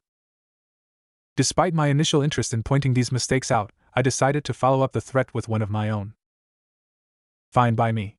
The mansion has a training courtyard that I'm sure we can use." She scoffed. "Of course we can, this is Uncle and Aunt's house, and they would allow me to have you humiliated." I didn't hate kids, in fact I mostly saw them as cute and adorable in most instances. But Yoshiko was making me regret having such a soft-hearted approach towards children. I was quite sure that after today my perception of my peers was going to change a lot. Instead of lingering any further on those thoughts, Hiruzen and I led the girl to where the courtyard was and we started to set up the rules of this stupid challenge. Shuriken Jutsu, and a display of our best jutsus. I was more than glad that I had recovered enough chakra to use a technique without straining my body, But what really made me ecstatic was when the first task started. Yoshiko took the first turn, throwing 3 kunais at the central target and getting all of them on the middle spot of the target. Her gloating smile was partly legitimate, and she looked surprised as I decided to clap at her successful display. If only I had been more mindful of the fact that this kind of praise only aggravated her kind of people. Yes, I was aware of that a few moments before going through with it. Which is why I still did that. As I ignored her furious stare, I took 4 shurikens on each hand, allowing the sharp projectiles on the openings between my fingers as I took aim and threw them at the 3 targets all at once. The lateral targets had 2 shurikens each stabbed onto their middle spot as closely as possible, while the remaining 4 had been embedded onto the central spot of the target directly in front of me. Hiruzen clapped at the performance, while Yoshiko's jaws dropped very low at the unexpected results. While I had given priority to techniques and chakra reinforcement, I still left some space to sharpen my shuriken jutsu to an impressive degree of precision. I was a ninja first and foremost, so abilities that revolved around subtlety were to be improved to the very best. With the first half of the challenge concluded in my victory, the next bit proved to be somewhat bizarre considering that I was expecting something flashy from the red-haired girl. I really was. And yet, as she took a few steps toward one of the main pillars of the room, the girl smiled smugly before starting to walk up onto it. I blinked, unimpressed by the fact she was using a simple chakra control technique and not a proper ninjutsu, but I still looked at her as she walked up to the upper section of the ceiling. "Ah, I bet you can't do this," Yoshiko exclaimed victoriously, happily preparing to descend and expect a failure from me. But as she walked back to the pillar, her left foot slipped and she almost fell down off the ceiling. Panic surged within my brain as I saw her arms moving just in time by wrapping around the piece of ceiling she had been standing off. Her legs were waving in fright, and she looked fairly desperate. Help. I can't." I glanced at Hiruzen, the brunette providing me a concerned look, but I quickly calmed him down by giving him a simple nod before I walked up to the pillar and started to climb it up. The young Uzumaki looked incredibly afraid as she held as much as she could onto the wood, the piece groaning and slightly bending at the sudden weight. Reaching the height she was struggling by, I carefully leaned towards her and started to help her move towards me. She continued to flail, but her desperation had calmed down a little bit as she took notice of my presence. Finally, she wrapped her arms around my neck as tightly as she could, burying her face on my shoulder as I quietly started the descent procedure. Moments passed silently even as we reached the floor, and her desperate embrace continued despite the fact we were no longer in a dangerous situation. "Yoshiko," I said, trying to sound as polite as possible. "Can you please?" I paused, a muffled sob reaching my ears and forcing me to address the fact that she didn't look particularly fine. And I guess it's pretty normal since she was a kid. And so was I. And Hiruzen. How the heck is it possible that young Sarutobi wasn't fazed by this circumstance? I had the self-insert card to play. What about him? Ninja parents? He is Sasuke Sarutobi's son after all. Just as I tried to pry her off, and hopefully calm her down with some proper words, my attention was stolen away as I noticed someone rushing towards us. I was yanked away without having the chance of saying anything, my butt hurting as I landed a few meters away on the cold wooden floor. The Yuzukage was embracing her daughter as tightly as possible, and the little girl, albeit surprised by this curious event, didn't shy away from returning the hug. I could see Mito gasping and rushing toward me while the Hokage kept by Hiruzen's side and started to speak with him. "My sweet Yochan, what happened? Why was that boy hugging you and—" "Daddy," the child muttered nervously, but before she had the chance to continue, the man turned to me with the most furious look on his face. "What did you do to my baby girl, boy?" I opened my mouth. "Stop yelling at the children, Ryuji," Mito remarked sternly. "I want to know the truth myself, but you can't behave like this." The Yuzukage seemed ready to retort this, but he stopped as soon as he felt his daughter tugging at his coat. It's my fault, Daddy," Yoshiko pointed out quietly. "I tried to climb up that pillar and I got stuck." "Did Dakun help you back down, Yochan?" Mito inquired, getting a nod from her niece. "Then I think you owe Dakun an apology, Ryuji." The man tensed up, looking unhappy about the situation. He glanced at me, and I gave him a deadpan glance. He was also embarrassed from the way he quickly looked away at my intense gaze. "Apologies, kid?" I would have wanted a lengthier apology, but then the situation would have become awkward once more and I really wanted to get done with this predicament. The visit didn't continue for long, and in the end I accepted the meek apology from Yoshiko when she later decided to talk with me in private. Hiruzen and I were finally allowed to go back home, and I expected for this entire debacle to be settled with the envoy leaving by the end of the day.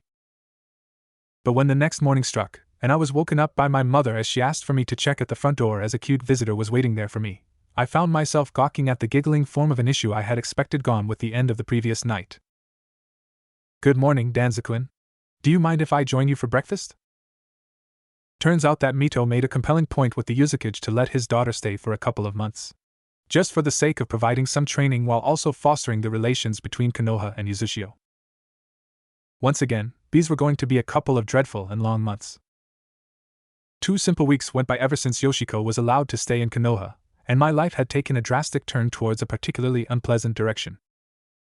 While many would shrug my plight as the struggle of a child trying to stay away from any girls with cooties, the reality was a little more about a grown-up dilemma.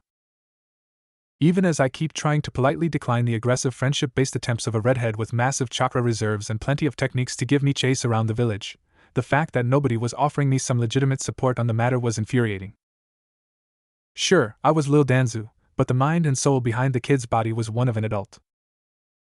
The idea of me being one of the 2 kids that were parried by some women just because we are cute together was as chilling as disgusting.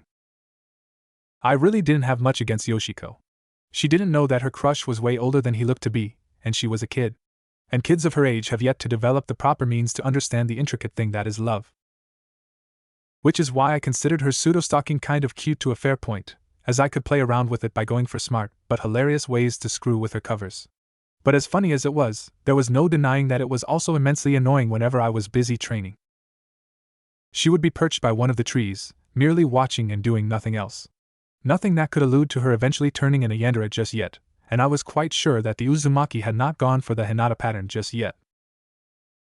My hopes were grand, and I sure wasn't going to allow for anything less than that. I really wasn't planning to create a yandere by being the nice guy of the situation. But the compelling question now is, Danzo-kun, why are you still considering the development a terrible thing if Yoshiko is that manageable? Well, my dear imagined friend, for this specific example, while Yoshiko wasn't that horrible, the same wasn't for the adults that were cheering for something cute to happen out of this. Mito was the one that spearheaded this, and my own mother had been more than happy to invite the girl for lunch from time to time. The discussions during these events were tame, but the shy blushing and the safe questions used by the girl were hints that the redhead knew that going overboard with her interest was going to end poorly for her. Hiruzen was mostly neutral about the matter. The brunette wasn't that much surprised that this happened by his own words, and he quickly explained that his father ended up marrying his mother in a similar manner. My next attempt to gain solace was through Kagami, but he was still ignoring me for the fact I had used him as a training target. Well, it's not my fault that mastering the Earth-style technique in my arsenal required a moving enemy to use it on. Just as I had predicted, Yoshiko was also enrolled in the academy, and the first steps of chaos were quick to appear during the first day.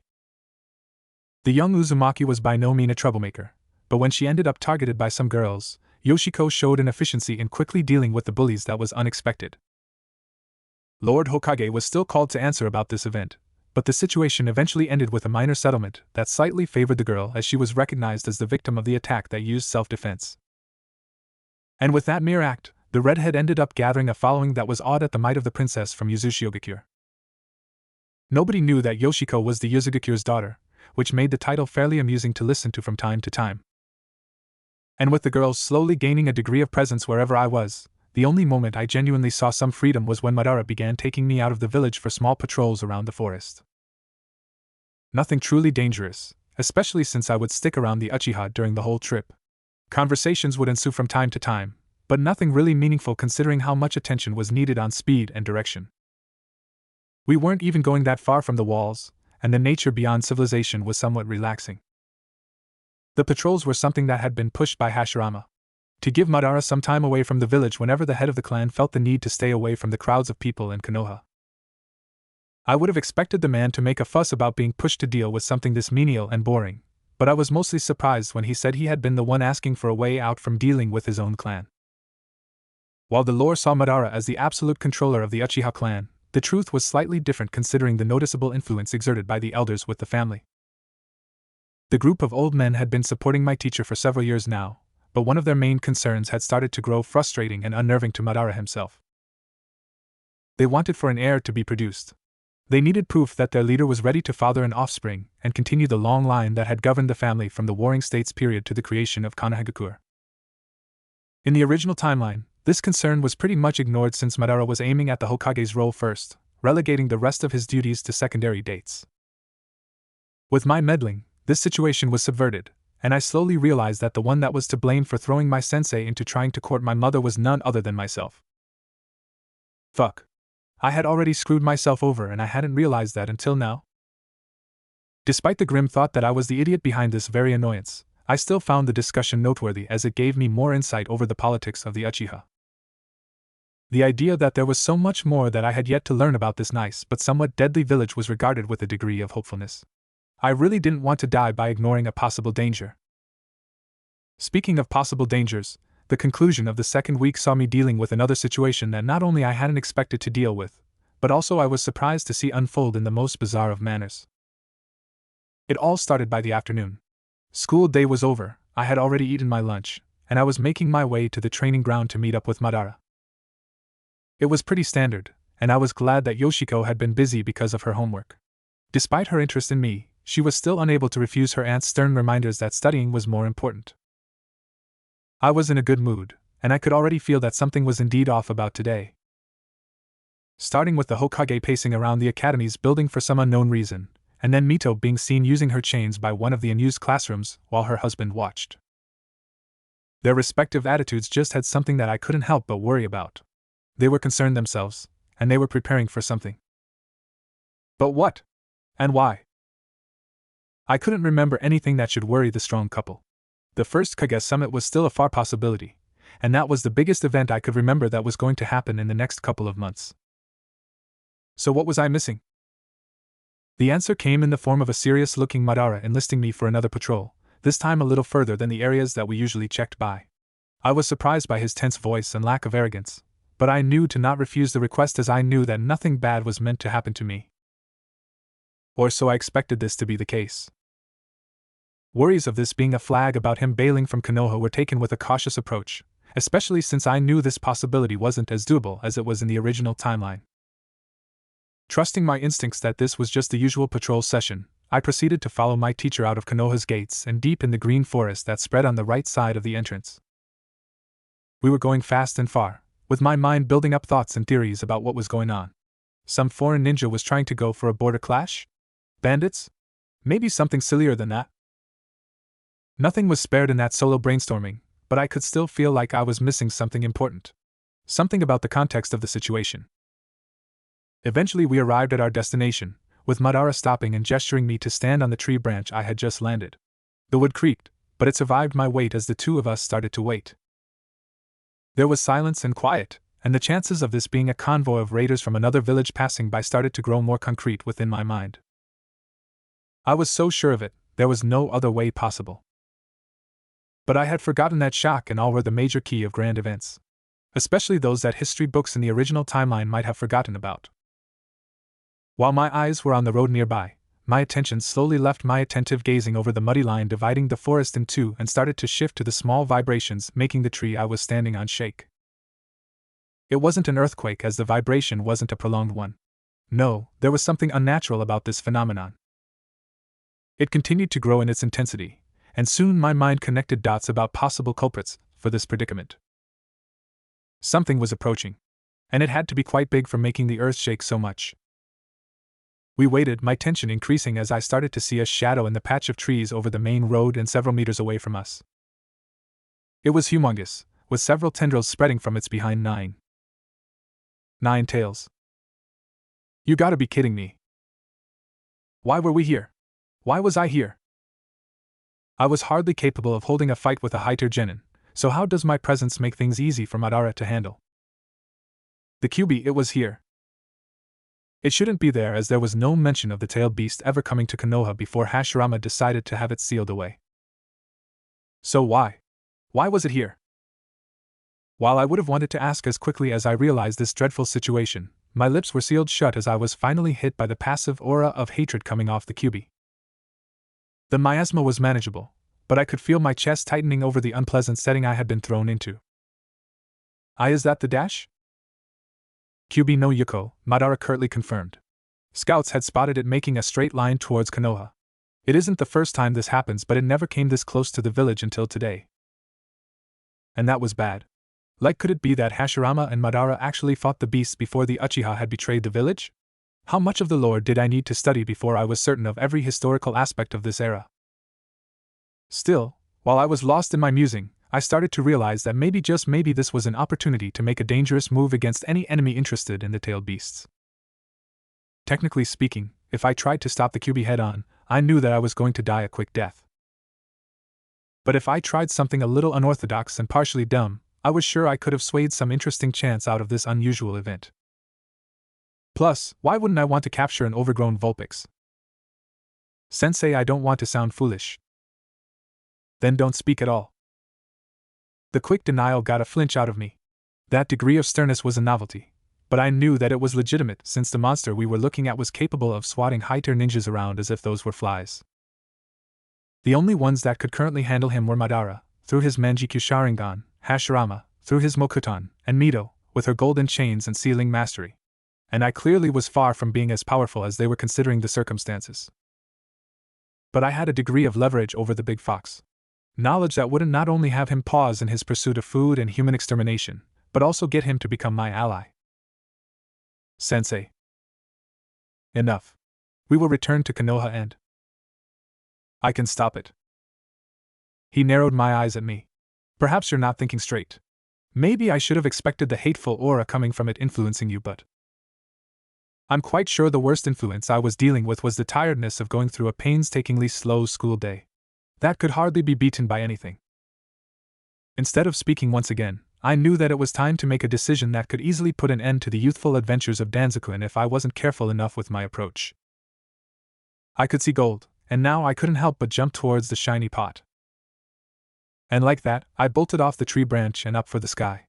I went well above the trees and soon I was in sight to reach my target. The Kyuubi had barely noticed my presence, perhaps deciding that I wasn't worthy of his attention. Soon I found myself right above the spot I wanted to land on, and quickly dive-bombed for my destination. The hateful aura intensified the more I got closer to the origin of it, and I was about to start shivering uncontrollably before I found peace within the fluffy landing spot I had eyed from my previous position. The fox stopped, the behemoth pausing as Kurama realized that the little issue was slightly bigger than he had expected. I didn't linger on the soft fur of his, knowing that if I didn't move now I was going to be swatted and probably erased by one of his tails. My walk through the tailed beast's back was a tense but speedy one, and I ultimately arrived at his right shoulder before taking a seat in there. The Kyuubi tilted his head so that one of his red-slitted eyes could take note of my presence. A human kit? Are you perhaps suicidal? I've been asked that an unhealthy amount of times, but no, I'm not craving death. A blink then too. Then why are you annoying me if you aren't seeking death, little mortal? Oh, you know, just passing by and admiring nature, plus I think you're going toward a place I don't want you to trash and destroy. Your home? Maybe. Oh, so you're from that village I think you humans call it Konoha? Maybe. His posture tensed and a little snarl replaced the neutral take from his lips. And now you're irking me. It's not my fault you learned to like hate more than love, I pointed out dryly. Nor I think it's yours. Now, isn't that a curious thing to say? The beast mused out loud. You speak as if you know me. I shrugged. I've heard about you. And your backstory? A lie to spare your pathetic settlement? Nah, I'm quite sure of the info I've on you, I replied calmly, fighting off the little uneasiness that was returning despite the softening of his hateful aura. I think you're a little kid that doesn't know anything about the world. Are you comparing me to your younger self, Kurama? He was ready to rebuke at that little jab, but he paused as he realized what I had just said. We were pretty far from where Madara was, and I was speaking as quietly as I was allowed without passing to whispering. There was silence, with the fox thinking about my words before offering the best he could come up after a solid minute of quiet. How? I know stuff. But people don't know I know, I tried to explain as shortly as I could. I know that your father, the sage, created you from the Jubi and he wanted you to guide humanity through the right path, but we messed things up. I would say you tarnished, crapped, and then barfed over his legacy. I shrugged again. I mean, kinda? I don't want to say I don't give much weight to the gravity of the situation, but you're right about it. I can tell there is a but. Speak up, I'm feeling interested. I want to make a deal. Consider it more of a temporary solution so we can come up with a proper apology for the shit you and your siblings had to go through. The fox huffed, easing up a little bit. And that is? I merely smiled. Yep, I just got my overgrown Vulpix.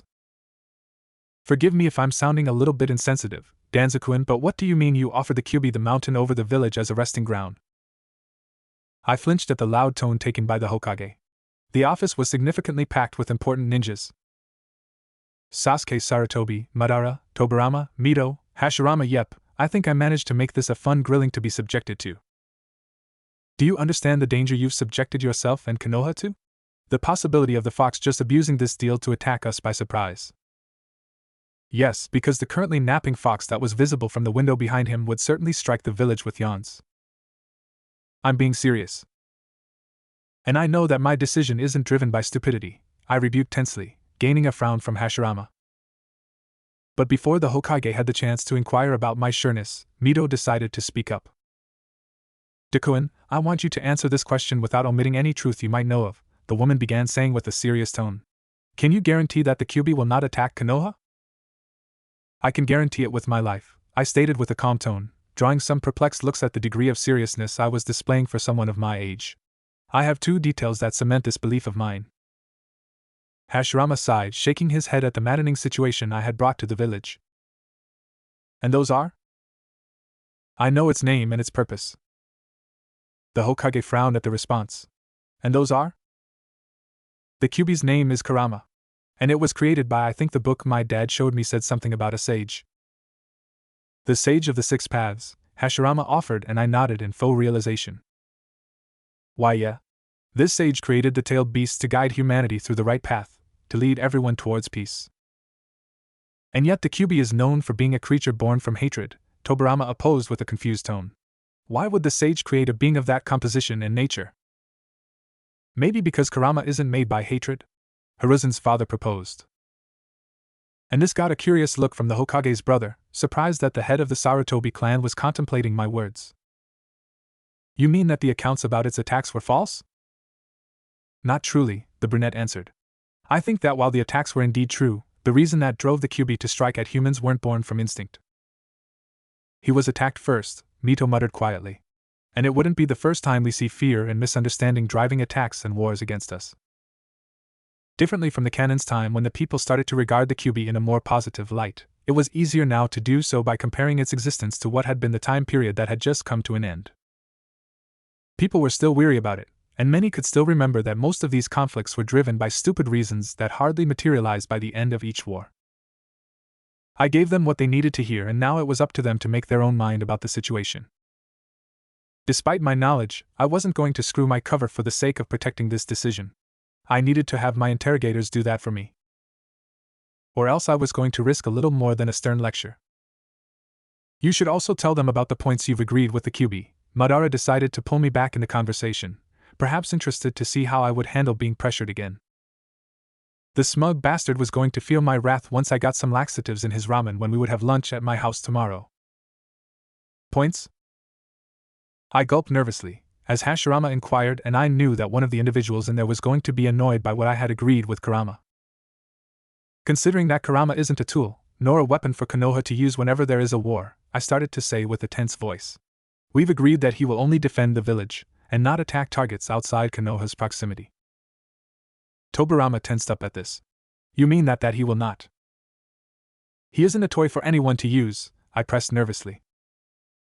And yet it would favor the village immensely, Madara rebuked calmly. Still, I can see that convincing the fox would be too difficult, especially since it would be like imposing our will upon him. Tobirama sighed tiredly. And that would mean losing the advantage altogether. I suppose we couldn't have asked for more without jeopardizing this undoubtable boon to the village. I can tell that now we've reached a conclusion to this little meeting, and I think I have the proper punishment for Dakun, Mito proclaimed calmly, turning at me with a smile of the sickly sweet kind. A chill went down my spine while the rest of the ninjas present nodded in agreement, allowing the redhead to speak up about the matter. While Dakun gave the village an addition that will improve our defenses, I believe that he put himself at a risk that could have seen him lose his life. the Uzumaki resumed calmly. Which is why I think the best way to help him understand the error of his way is by having him spend the 3 full weeks as an assistant to aid me during my activities. He will start his shift once he is done with lunch and his homework, and he will be done by the time of dinner. At first I didn't see anything bad with that punishment, but then I realized that I was going to be forced to stay even closer to Yoshiko than I planned. What about? I can invite your mama whenever she is free and you need her. I don't want you to miss her after all, Dakun. And cue the babying from the pregnant woman. God damn it. Also, the redhead added happily, I would like to make a suggestion about Madara's own punishment. The Uchiha frowned. My what? Weren't you close enough to prevent Dakun from going for that act? Yes, but. Then I think you will do well by replacing Tobirama for 3 weeks and aiding Hashirama-kun with the paperwork. The Hokage paled a little bit, while his younger brother took the news with a frown. And what am I supposed to do about it? Don't you have projects beyond your work here with your brother? The Uzumaki inquired calmly. Yes. Then you have the answers to that question already. Despite my attempt to limit the damage I was meant to take at that brash decision, I could tell that the hand life had just given to me wasn't one to chuckle at. I could already imagine the kind of games Mito was going to push both Yoshiko and I to do during my time at the Hokage's mansion. And I sure was going to regret my stay there as one of the few win-loss situations I would end up facing in my long and hopefully uncrippled life. I somehow managed to survive the little punishment that the Lady Hokage had thrown me into. At this point, I was sure that a deity was indeed keeping watch over me as my worst fears were squashed by a degree of somewhat pleasant changes. Yoshiko, despite the fact I was forcefully confined in the same house as hers for almost a full month, decided to shift most of her interest to the new edition of the village. She asked everything I knew, and I gave her the version that both Mito and Hashirama wanted me to relay every time someone asked about it. Madara found the bijou, he somehow stopped the beast from rampaging around, and he secured an ally to the village. Big boost to the Uchiha clan, and the fact my sensei had to spend a lot of time with the Hokage to deal with his punishments, many saw it as a clear hint that both men were once again as close friends could get. It was good and bad. Good because the village didn't hate the Scary Eyes clan that much, and bad because most of the family decided to be pricks about their newfound reputation as grand diplomats. Cue bickering between the two Senju brothers to get something to put an end to any internal issue happening because of this troublesome circumstance. It was eventually agreed upon to establish a police force that would operate against civilian and ninja criminals, but this time, it was not the Uchiha clan to get hold of that seat of might. In fact, the clan that was to control it from the time being was none other than the one led by Sasuke Sarutobi. Surprise, surprise, with the fact that some of the issues were created by morons from the Uchiha clan, it was easy to sway Madara to see Hiruzen's father as a good leader of a peacekeeping group within the village. The Sarutobi clan was particularly friendly to the Uchiha clan, so it wasn't that unpleasant to have this candidate as the proper choice for both powerful men.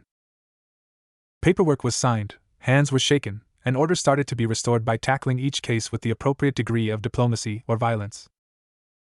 But with that ordeal coming to a quick closure, other issues started to arise the moment I tried to find peace after the punishment was over. The redhead girl that continued to pester me about the overgrown fur ball seemed to have stepped down her intense questioning, deciding that she had drained too much the source of info about that mysterious being. Kurama was seen as a controversial creature. Some praised it as a good being, an omen for prosperity to come to this novel village, while others were just uncertain in how they were supposed to handle the fact that a massive kitsune was now watching over their homes. To be fair, knowing how dangerously powerful the Kyuubi was, I could understand the concern if not expect some more. But that didn't mean I was worried about that ever happening. Despite the minimal contact I had with the fox, the prick seemed to be rather receptive of my presence. Maybe better than most of the people approaching to leave gifts and sacrifices to appease the mighty kitsune. It was an awkward meeting, the one that saw me freeing the crying little girl that had been tied up and left in front of the board bijou. It was even more frustrating having the family behind demented act announced to the police, especially with how superstitious and annoying these idiots turned out to be. Still, the talks that ensued were all worth the irritating waiting. Kurama was keen to listen to my words, and it was all because of that quiet talk I had to give him to properly convince him of my goodwill and genuineness. But the question was clear. How do I convince a gigantic beast that I was being legit without leaving him any chances of retorting?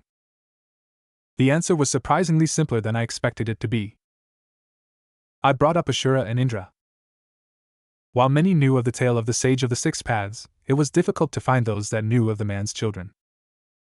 Both individuals were legendary in their own way, with Indra being the one that rediscovered the Sharingan and its full potential, while his younger brother was the first Jinchuriki after Hagoromo Otsutsuki, the sage himself. With the former dignified with disdain, and the latter seen as the legacy of the sage's peace-filled dream, Kurama found himself intrigued by the fact their reincarnations were actually cooperating for once by forming the first ninja village ever. Sure, the bijou required proof before accepting this last bit, but when he had the chance of first looking at Hashirama and comparing him to his last friend, he could tell that there was a resemblance, both in mind, body, and spirit. This was the confirmation of his interest in staying in Konoha, and curiosity to know more about my bizarre existence. He listened, he offered advice, but most of all, he enjoyed teasing the ever-living out of me. The moment I spoke to him about my red-haired problem, and how she had been pestering me about Kurama was enough to get the fox to snort and grin at my sorrow. It was pure entertainment, of the kind that just couldn't be denied by someone like him. Dark humor, and with me being the prime target of most of the damage. Maybe it was exaggeration at times, but the sparring was brutal enough with Madara. It didn't help that Mito decided to have fun with both me and Yoshiko by teaching us how to properly fight. Any worry of hurting the pregnant woman were gone after 6 thunderous rounds of crushing defeats.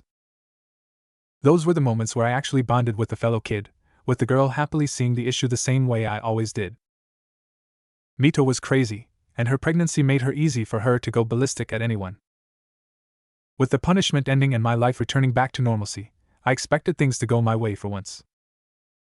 A few months of relative peace, maybe some investigation to intercept Setsu before Plant Dude could make a terrible mess of this timeline, and maybe, just maybe, get 2 more abilities in my arsenal.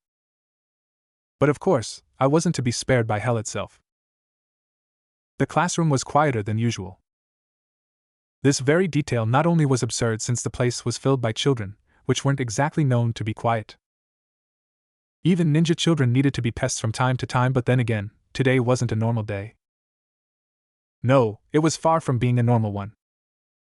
The major twist, the very element that brought this much silence, was currently standing beside the teacher. Long dark hair, a neutral scowl on his face, a pair of white eyes. Yep, the Hyuga clan had finally decided to join Konoha. Not much of a surprise, but I was quite confused as to why it took so long for them to become part of the village. If I could remember correctly, there were allusions of them having joined among the first clans, but considering how long that part of the lore happened and how many old clans withered out before the beginning of Naruto, I could tell part of it was propaganda. At least part of it. While I would have normally seen this addition as a new entry to the ranks of the next generation of soldiers loyal to the village, I could tell that this boy, this guy that I had a slight clue could have been Hayashi and Hazashi's father, was not planning to make friends. At least not when his stare was so intensely aimed at me. And not the "this guy is cool" kind of stare that I knew only from fangirls right now, but the "this guy he is strong, I need to make him submit in a cool way" kind of look. Another cliché, another stereotype. Yep, I could tell that there was something anime in this wacky world for sure. "Please, introduce yourself to the classroom." The boy nodded, his stare still fixed to my frame. "My name is Hyuga Hiratada, heir to the mighty Hyuga clan." Grand introduction. I could have applauded it if I didn't know that would have enabled the prick to escalate this frustrating situation. Yet the mighty Hyuga sure proved to be dim when it came to those he wasn't paying attention to, especially when those easily outnumbered within the classroom. So while I was merely granting him a lazy glance, most of the Uchiha kids were glaring at him with unrestrained anger and quiet promises of rebuttals to his superiority. Oh boy, Hiratada's stay at the academy was sure going to be a sad one if he was hellbent about being a pest to me. I wasn't going to do anything to him until he did something I didn't like. Like farting in my general direction, since that would really vex me immensely. Tuning down the mirthful plotting over what kind of devious pranking the pest was going to aim for, I merely allowed the day to go by without paying much attention to the new kid. He had plenty of worries to deal with, and I thought him incapable of doing something that could really irk me. Not with the attention he got from several other kids. But my blissful thought was soon cracked and shattered when the school day came to an end and I was ready to leave for home. He was there, waiting for me at the entrance door as Hiruzen and I were discussing which element was the strongest. Wind can cut through rocks if well focused. And fire can burn them at the highest of temperatures. The pure irony of our different sides was well known to the two of us, especially with Kagami reminding us how we were bashing the nature of the first techniques we were taught. But to be fair, wind style sounded like a fun element to play with the moment I was finally allowed to bring something related to it from the library. Madara just wasn't happy with my natural disposition, so he vetoed any wind ninjutsu until I could easily make use of a A-rank ability. Kinda BS, but then again my plans about wind style were nothing short of nightmarish for any of my future opponents. With proper training I would be able to Shinra Tensei pricks left and right without having the need of the Rinnegan. And let's not talk about sniper shots through pressured wind strikes. Okami, why is my sensei this dumb in these circumstances? But while I was well immersed in that simple discussion that I was obviously winning despite the brunette's good points, I heard someone challenging me to a fight. I didn't look at the person saying this, nor I really felt interested in this matter as I was legitimately immersed in that enlightened conversation. So I ignored the silly challenge, and continued on my merry way with Hiruzen by my side and Yoshiko giving chase while quipping her own foolish proclamations of water being stronger than both. Truly. What a silly display. Hours went by rather smoothly. I couldn't remember a time when something massive didn't happen when a new character arrived in my range. It was odd, it was confusing and worrying. And like I had expected, something did indeed happen when I was busy with my homework. Something that left me perplexed at first, and then it left me with a grimace as I fully understood what was going on. Mother came by my room to ask me to follow her back to the lounge. Urgently so. I could feel that she was concerned by someone that was waiting at the entrance of our house. And she had all reason to be so as I found myself staring at 3 unknown individuals. They were all Hyugas from the fact they had pale eyes. And I knew that those weren't members of the main branch of the family from the headbands covering their foreheads. Shimura Danzo-san? The central figure, a woman with a voluptuous frame but youthful complex. She was slightly shorter than the 2 adult men by her side. Lord Hayato requests your presence for something of grand importance. Something concerning his son and heir, Hirutada. I frowned at the names, and I stared thoughtfully at the lady. The young woman tensed up, her cheeks growing pink at my staring, but I decided to indulge with that annoying circumstance. For some reason, the little prick wanted something out of me, and he got his daddy to make the call instead of himself. Sighing, I nodded. Does this meeting require me to wear something formal? And not that I know, Shimura-san. I nodded, inwardly taking into account the sudden stutter of the girl. Now that I was staring back at her, her eyes were quick to move away from mine. What is wrong with her? Despite this confusing moment, I still decided to go alone in that lion's den. Many could see it as a stupid move from my part, but then again, who would be so demented to attack an ally without a good enough reason? Someone could, I would soon discover.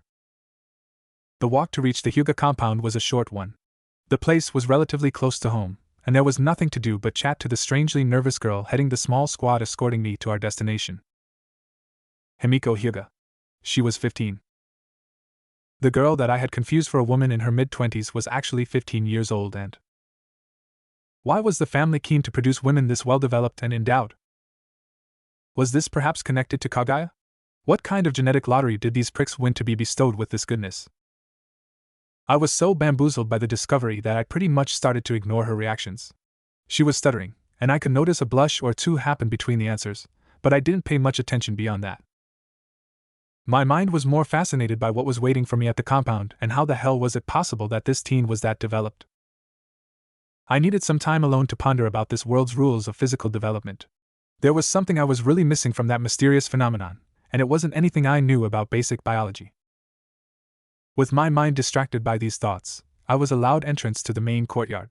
The place was similar to how it was portrayed in the manga and anime, as a place of pure peace and harmony that was known to hide a cruel detail that made the clan stand up compared to the rest of ninja families. The birdcage seal was an antique protection system that was created a little before the Warring State. Since the Byakugan was already praised as precious eyes to steal from the Hyuga clan for the unique power they had, a solution to avoid people ganging on the family came to be in the form of this barbaric seal.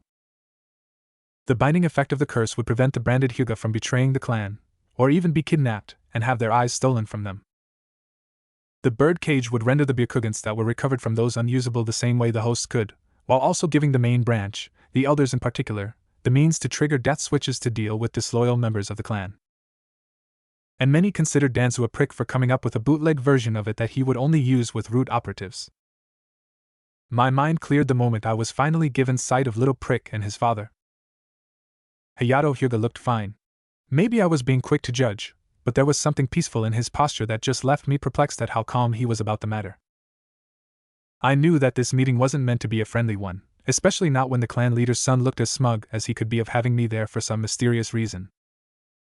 Shimura Danzo, the man addressed with a solemn tone. From what I can tell from your confused look, you're unaware of what reason drove this meeting to be. Am I correct? I nodded. Yes, Hyuga-sama. He looked fascinated, sparing a brief glance to his heir before staring back at me and the person beside me. Himiko. You may take a seat with us. The young woman nodded, and only now I realized that it was just her in the room with me as the two other guards had left for other tasks. Yes, father. Father? She quietly left my side and slowly went to take the other seat beside the clan leader. So she was Hiratada's older sister? It was kind of saddening to realize that she had to have spent the first 10 years of her life in pure happiness, as she was the only child to Hayato, and then she was forced to take the seal when her brother was born. Kind of unfair, just like the others that were stuck in her same predicament. I really should press for those few ninjutsu lessons Mito had mentioned a while ago. Even if it means dealing with Yoshiko for that long. Shimura-san, you've been summoned to be inquired about 2 possible slights you may have dealt to my son, Hiratada. The man spoke again, sounding formal but also slightly annoyed. And it has come to my attention that both were committed willingly to dishonor the Hyuga clan. Slights, Hyuga-sama? My son was targeted by various members of the Uchiha clan, members that he says were ordered by you to have him harmed, he started to explain with a tenser tone. Then you refused to accept his challenge to end the hostilities between you and him. I frowned at the instances, trying to remember what happened mere hours ago. There was no chance that he might have mistaken anything I did as me ordering him bullied. I wasn't that petty, or else I wouldn't have been that good with instructors to begin with, since the teachers were always keeping an eye out for any dumb bully in their classrooms. And I wasn't one of them. Then I tried to think about that following slight, the one of me not accepting a challenge, and I could barely remember anyone saying something about it. But I had been focused on something way too important to ignore. A conversation that I had to pay utmost interest and vehemence to defend my points and value. Hyuga-sama, if I may inquire, what proof does your heir have to confirm these grave accusations? Hayato looked surprised. Truly a well-educated conversationalist, Shimura-san. But the answer is limited to just my son's word. Which was a lot in his opinion, since it was his son's word against mine. By all accounts, the father had all reason to trust Hiratada, and distrust me for being an unknown element. Yet he seemed willing to listen to my side of the story, to try and find the truth instead of tearing me apart with baseless accusations. Could it be that there was a degree of doubt regarding his son's words? Did this happen before and he was now cautious how to handle this? I suppose my word will matter little, which is why I'm glad I can count on Tanaka-sensei's own recounting if there is a need for it.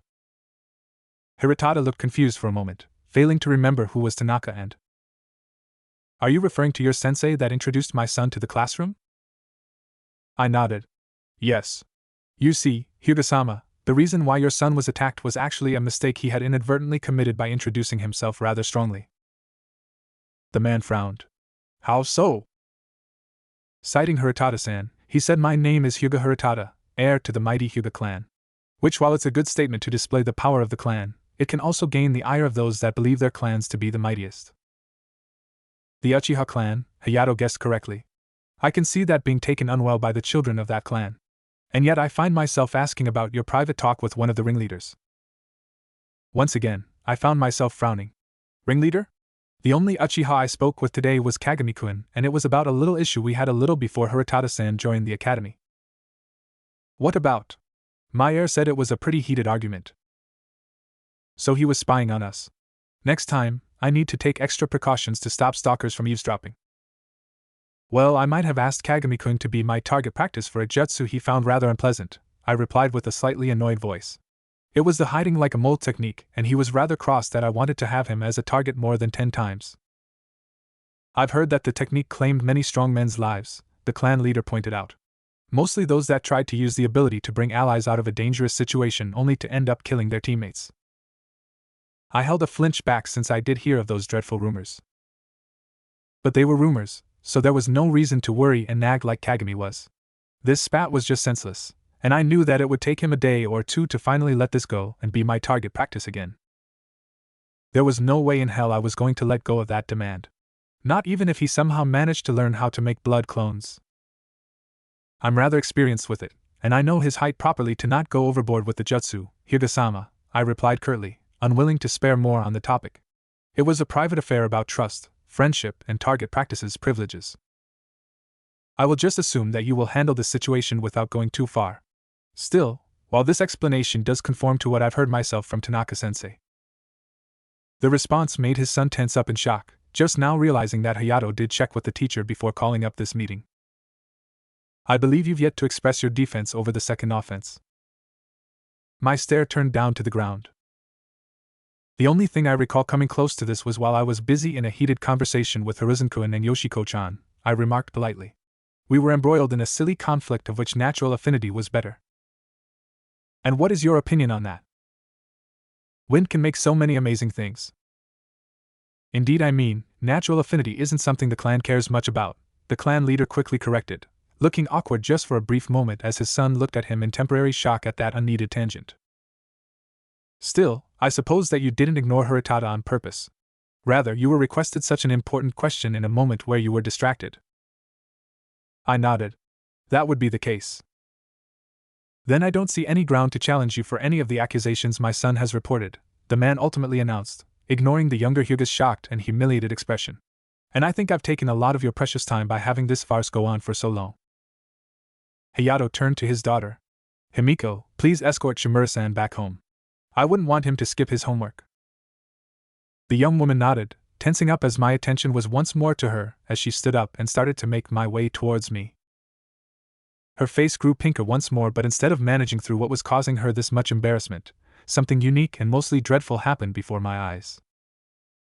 If not for this very scene, I would have left Himiko as the shy girl with no general problems I should have worried about except the voluptuous frame she got despite her young age. But then, as she was mere meters away from me, she had to trip. She leaned and fell forward. Her quickened pace made the soft tackle reach for me as I found myself pushed on the ground without notice and my face pressed down by something soft. Pillow, my naive mind initially thought, as I was really craving for a nap once I was done with my homework. But then the context struck me and I felt the horror of the scene finally siphoned inside my brain. Yeep! Himiko, she became the harbinger of what some animes just couldn't exist without. Especially if said anime was Naruto, and I was a young boy. And while that sudden tackle was ruled out as an accident by the clan leader, I knew better than leaving it as just that. And with good reasons. I knew that this was a sign. The beginning of something that I needed to be afraid of as soon as the illusion of innocence from my young age would eventually fade away the moment I would grow up. For maturity was going to give a reason for this new issue to react violently the moment this antic is left untouched or unchanged. Why is that Hyuga that mad at you? While Sarutobi was a little more cautious with his confusion regarding the newfound issue I was going to handle for years to come, Kagami had decided to already flaunt his friendship by outright asking about this situation. And the boy didn't seem to mind that the lazy tone he used to address the matter only fueled Hurutada's glare aimed at me. Truly impressive how it was so easy for my newfound training dummy had decided to extend his privileges around me. People lesser than me would have found this attitude worthy of scorn and annoyance, but I was more than fine to concede him this much. After all, I wasn't in the mood to have a redo of what had happened in the last few weeks. I really didn't want to sign another friendship peace treaty with Kagami that would see me offer the boy a weekly allowance in the form of 2 licorices. I scratched my chin, missing my short beard since it would give me extra satisfaction to the scratching. I believe he might hate me, I flatly confessed, keeping my attention aimed at the teacher as both the Uchiha and I were still giving a higher priority to today's lesson. No need to get to lose any of the lectures about the grand education of Konoha's first period of existence. Okay, I guess I'm going a little too far with the acting. Like, while it was true that some history and math were still there, it was nothing that I wasn't already aware of. Maybe there was a sage of the 6 paths that created chakra. Maybe there was a pantheon of gods that were mostly formed by Japanese deities. Maybe if Tom had 7 antiques and Harry destroyed 3 of those in a fit of righteous justice, then there would be 4 troublesome soul anchors to deal with. I could go through an endless list of things that rendered this school system obsolete for someone like me. I didn't blame this society, I just blamed the fact that Divine Lottery had me take this role and handle a mixture of known canon and untold lore. I think 3 hours of sleep don't work well for me. Danzo-kun, what is the result of this one? Yoshiko asked, sitting on the chair beside mine, right on the side that wasn't occupied by the Uchiha. The redhead proved to be quick with ninja-related stuff, but she found a worthy opponent in the form of math.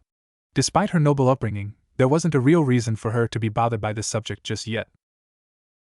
And that was until she joined the academy, right in the place where her father's clout couldn't protect her from the heinous monstrosities that were symbols and numbers. Sparing a quick glance on her paper, I merely hummed at first. Then I spoke with the calmest of voice. How did 4 become 9 in the third line? The comment drew a frown from the girl, with the young Uzumaki looking back on her paper and tensing up.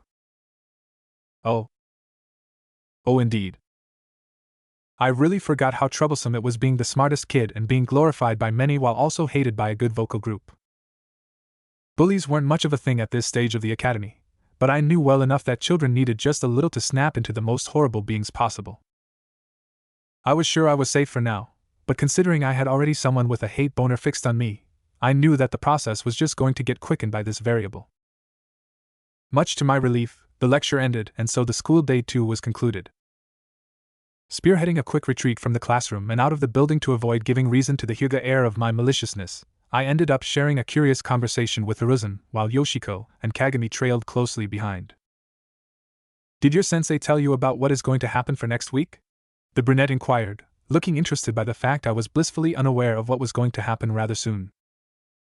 Something big, no huge. It was so massive that I almost broke in a brief tense pose as I realized how fate was already kicking my shin with her iron-tipped boot. More training? I asked unconsciously, knowing nothing of what the fellow boy was speaking of, and Hiruzen sighed, looking rather serious. The Hokage will be leaving for the land of the fields. He mentioned a summit, but he didn't say who was invited to it. God damn it myself. Of course, my decision to bring Kurama as an ally of the Leaf would have made diplomacy a complicated mess. It was my fault that people were getting upset over the fact one of the players got a scary-looking kitsune that could rip apart an entire country with a single slam from one of his tails, and now something will have to be decided about the matter. Something that not necessarily will be any of the scenarios I favored for such a diplomatic endeavor. The first Kage summit. I was the main cause that led to its early convocation. It has to be about strong people. Isn't the land of the fields a crossroad between the 4 major lands? It could be a major border redistribution, Yoshiko quipped quietly. I think Dad once mentioned something like this. Not to this extent, I shot down her suggestion with a distracted tone, my mind having yet to grasp at the magnitude of this issue. It will be bigger. Probably bigger than any events that have unfolded before the villages were formed. The trio of children regarded me with a confused look, and they slowly grew nervous at my unhappy mood about it. It couldn't be that bad, right? Kagami asked. Surely both the Hokage and Madara-sama will make people see that we don't mean any harm. Hashirama? Yes. I will never believe otherwise. Madara? Asking for peace through diplomatic means? Maybe I should start being less brutal with the use of some vicious technique I would bestow to the poor boy. His head was losing some gears already. We shall see as soon as more news are given about it, and then. Danzo-san. I tensed up again, this time my worry being directed away from the trouble brewing away from the village to the one that was currently boiling within Konoha. Left hand raised up and waving, Himiko Hyuga looked ready to die by embarrassment for breaking off from her usual shy shell.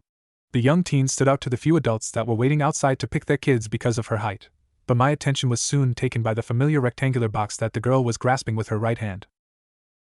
Yoshiko groaned and almost wanted to scowl at her acquaintance, while the 2 boys in my group were more than sympathetic over the horrible situation I had been pitted against. While at first I was legitimately worried about the older girl becoming a permanent issue for me to have to deal with, I was caught by surprise, at least partially, when the red-haired Uzumaki took the new addition to my daily life with a forced smile and the promise of murder. I wasn't sure if I was expected to dread the day the true conflict would happen, or feel morbidly proud of the fact I was the one that got Yoshiko to develop her murderous instincts so precociously. I wasn't even joking at this point. The redhead had a moment, while we were sitting at lunch back at home where Mom would bring Himiko up in the conversation. I never saw such a young child stab so furiously at her food that wasn't Brussels sprouts or other kind of veggies. But even though one side of the brewing war had already made a display of intentions, the other faction was seemingly unaware that there was trouble in paradise. Hiritada's sister didn't seem interested in pursuing any serious analysis of the situation, keeping her mind focused on issues her clumsiness might have been responsible about in recent times. The chart of her clumsiness took a sharp turn upward ever since I became a factor in her life. While she was usually an innocent troublemaker, the moment I found myself tied to her was the moment the world casted a curse on myself. The young woman wasn't at fault most of the time, with some awkward tripping ending up with me being smothered for no apparent reason. I was a kid, but my adult mind found it difficult to suppress any awkward thought of those instances. There were some funny nightmares of me hearing some car's sirens blaring around and dignifying the intrusion of a trans-dimensional FBI. Age wasn't just a number, and a prison cell wasn't just a room. The real horrible aspect of this whole ordeal was that to add some salt to the wounds and rub it in the most unconscious way possible, Himiko found something that could be used to apologize instead of awkwardly doing so through words. The box she was holding close to herself was a bento box. A gift to appease my outraged self for her silly mannerism. She was adorable all around, something that made me quite surprised that no teens her age had sought her hand already. I was quick to attribute that bizarre phenomenon to her father's unwillingness to let his daughter be wed this early on. All guys that were as old as Himiko were carefully studied, bribed, and forced to not keep a strong friendship bond with the young woman. It sounded a little excessive, but there was a surprising number of noble girls that were taken advantage of by those that wanted to have reasons to blackmail the clan said girls were part of. On the one hand, I could understand the logic, but on the other hand I couldn't help but find the whole thing excessive and in need of a permanent solution. Some law that prevented this kind of accident from happening. Why is she here? Yoshiko finally asked, glancing at me intensely and demanding an answer. I believe she is apologizing for what happened 2 days ago, I calmly replied, surprisingly unable to hold the proper glance aimed at the annoyed girl's face. Just like she did the last 5 times. I think she is doing it on purpose. I don't think so, I rebuked quietly, her glance turning in a glare. Why? She has plenty of opportunities to do more. She didn't, I answered cryptically. Plus, I can tell that she isn't lying about her uneasiness after these accidents. It wasn't Himiko's fault that she was clumsy as fuck. I blamed genetics being somehow involved in this bizarre family's trait. Eventually I approached her, the Hyuga girl smiled and offered me the bento as an apology. I accepted it, but I politely declined spending some private time at the park so that she could apologize through her stuttering ways. While I would have normally accepted it, the truth was that I now had another reason to be at home for today. At first I was only concerned by the fact that Madara had decided to spend lunch at my house, but now I wanted to know some more about the Kage Summit. There was no way in hell that I was going to allow this matter to remain untouched. And there was no way about everything that I was going to leave my sensei to clumsily romance my poor dense mother. No chance at all. When I was served the usual bowl filled with carrot soup and ramen, I found my mind quickly turning at the chances of unconsciously discovering how to make pasta. It would be difficult to explain why the dish would be more acceptable considering the surprisingly strong hold ramen had through the entire elemental nations, but I knew that some classic pasta al pomodoro was going to be enough to warm people's mind and hearts to accept the pasta god in their heart. I really miss home. And I really miss pizza. Ignoring the pangs given by the sudden nostalgia attack, I proceeded to keep my focus on the real problem within the small scene I was part of. My mother was happily enjoying her share of the meal, while Madara was stealing some not-so-subtle glances at the distracted woman. For once I was glad that someone of my family was so clueless about this kind of stuff, and also confused as to how she got to see romantic feelings from girls aimed at me when she wasn't able to do the same for herself. I guess being a widow turned her more reluctant to believe in a second chance. A pity, but not one big enough that would have gotten me to bless any attempt from my sensei.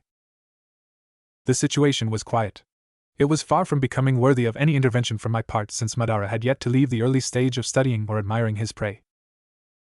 Like a hunter preparing a plan to hunt down a delicate dove, the man was taking notes of what he could use to win that challenge only for his inexperience about romance to rule out any impressive topics he could bring to score some successful victory out of it. Instead of allowing this to happen, I decided to directly disrupt his preparatory phase with a calm question. So, land of the fields. Dark eyes shifted away from my mother's frame and right to my face. HM? The woman asked as she too took notice of my words. Did you say something, dear? I blinked. Just thinking about what I've heard just recently. Madara-sensei will leave for the land of the fields with Hokage-sama. The widow looked surprised, turning to stare at our guest. Is that so, Madara-san?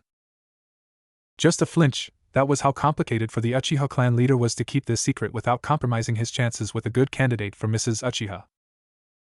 I continued to keep my poker face as I enjoyed my ramen, knowing that any attempt to show smugness was going to disrupt my chances of getting some straight answers out of it. Indeed, the man blankly muttered. It's some serious business that shouldn't concern people within the village, especially young students. Ah, that's funny. Like I'm dying by the fat laughs that are forcibly leaving my throat. I suppose nobody should care if 5 ninjas play a game of chess once in a while, I calmly rebuffed, getting Madara to narrow his eyes at me for being a cheeky brat with that remark. But then again, you're not a chess player yourself. You are more the person that likes punch problems, sensei. If something works, there is no reason to go for another approach, the powerful shinobi quietly shot back.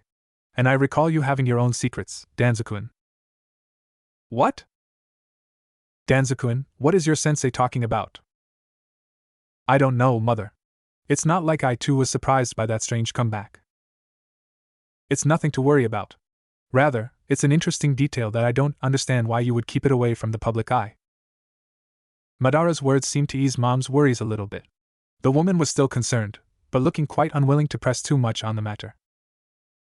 How about we make a trade of sorts? The Uchiha clan leader proposed. You show me the result of your little endeavor with Sarutobi, and I will offer some insight on the event. In a normal circumstance, I would have been annoyed by such a demand. I knew that many would have outright refused this attempt of stealing a unique technique, but I wasn't worried about his pretty eyes being able to understand my jutsu. In fact, I had 2 strong reasons to doubt he would be able to accomplish it. First, the technique itself was far from being completed. Without the proper size of chakra reserves to help me with the taxing upkeep, I couldn't even keep its early form for long. But the more important bit was that this jutsu didn't have a hand sign. I shrugged, standing up from my seat and looking at him with a serious look. Mother looked confused, then worried that whatever I was planning to do would cause problems within the room. She seemed to stop in her effort to protest my demonstration when I held both of my hands in front of me, arching both palms as if I was grasping at a silent orb. At first nothing happened. Then a small blue light could be seen growing from the middle of that nothingness. A vortex that grew a little more until stopping to a disappointing size. Heck, it was even worse than what Boruto could accomplish with that jutsu, but it was there. It existed, and it was a step in the funny direction. Madara's Sharingan was now frowning over the mesmerizing sight, a mixed reaction made by disappointment of discovering that he couldn't copy it since it didn't require any hand sign and surprise that I could accomplish this. In part, I was feeling rather smug that I was having a reincarnation of Indra to almost salivate over the basis of Ashura's main Nishu. The Rasengan looked pretty, but right now it was more harmless than a modest powered slap in the face.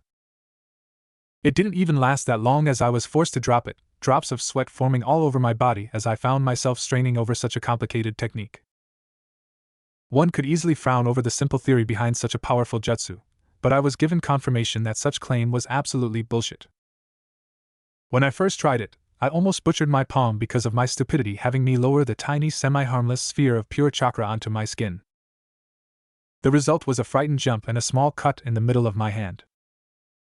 Hiruzen was interested too, but he quickly noticed why I was cautious about practicing with him alone and away from others. The Rasengan was as deadly useful in good hands, as it was horribly self-destructive if left in the hold of a moron like me. 3 weeks of bashing my head against the wall of logic yielded this much. It was too little? I was 5, I didn't have access to any of the balloons Naruto used to learn it, and I had little time to practice about it since it was my first secret project. Not much of a secret now that Madara had to blurt it out to someone else. I sat down back on my seat, trying to ignore my mother's odd look at such a pretty thing while also covering for the signs of the strain I was fighting against. It was a taxing process. While I couldn't get a full glimpse of it, I could see the chakra flowing as you molded that sphere, the Uchiha commented blankly, settling for a fascinated look as he regarded this. From what I understand, you're not using it too frequently. I need to build up more chakra, I tried to explain, only for the man to sigh. Your body can't process that much chakra just yet. Don't overexert yourself because you want to rush to that kind of power. Says the one that literally rushed for the cheatsy Rinnegan strat. And I guess I should go through my promise, Madara continued with a solemn tone. You may ask me 3 questions. I nodded, giving out a thoughtful look before asking the first question. What is the general topic of the meeting? He sighed. Hashirama mentioned that the other Kages want to preserve peace after the deal we formed with the Kyuubi. Of course, it means that they will either demand their own tailed beasts delivered in silver plates, or to have draining concessions imposed to the village to balance our newest advantage. I guess Hokage-sama has a plan to counter both circumstances, right? I quickly inquired about it. He will not bow to any concessions, but he seemed rather tempted by the first possibility, which would mean a return to something of a canon event. It wouldn't be the same since Hashirama could force the villages to accept only defensive pacts with their tailed beasts, at least preventing for a while the creation of the concept that was the Jinchuriki. I doubted some greedy bastard wouldn't jump at the opportunity to get raw ultimate power by sacrificing some malleable individual to attain this kind of might. Nodding, I decided to ponder a little more about the question I was supposed to ask next. There was just a lot that could be asked, and just a single chance to do so without failing to bring up the most important of queries. But as I was lost in that little brainstorming, Madara decided to be a prick and tried to get this minor advantage I had over him foiled with a simple trick. "Aren't you going to ask me if I will accept diplomacy over violence at this event?" the ninja asked quietly, almost baiting me to speak up about this. "Or maybe if I will accept any unfair treaty?"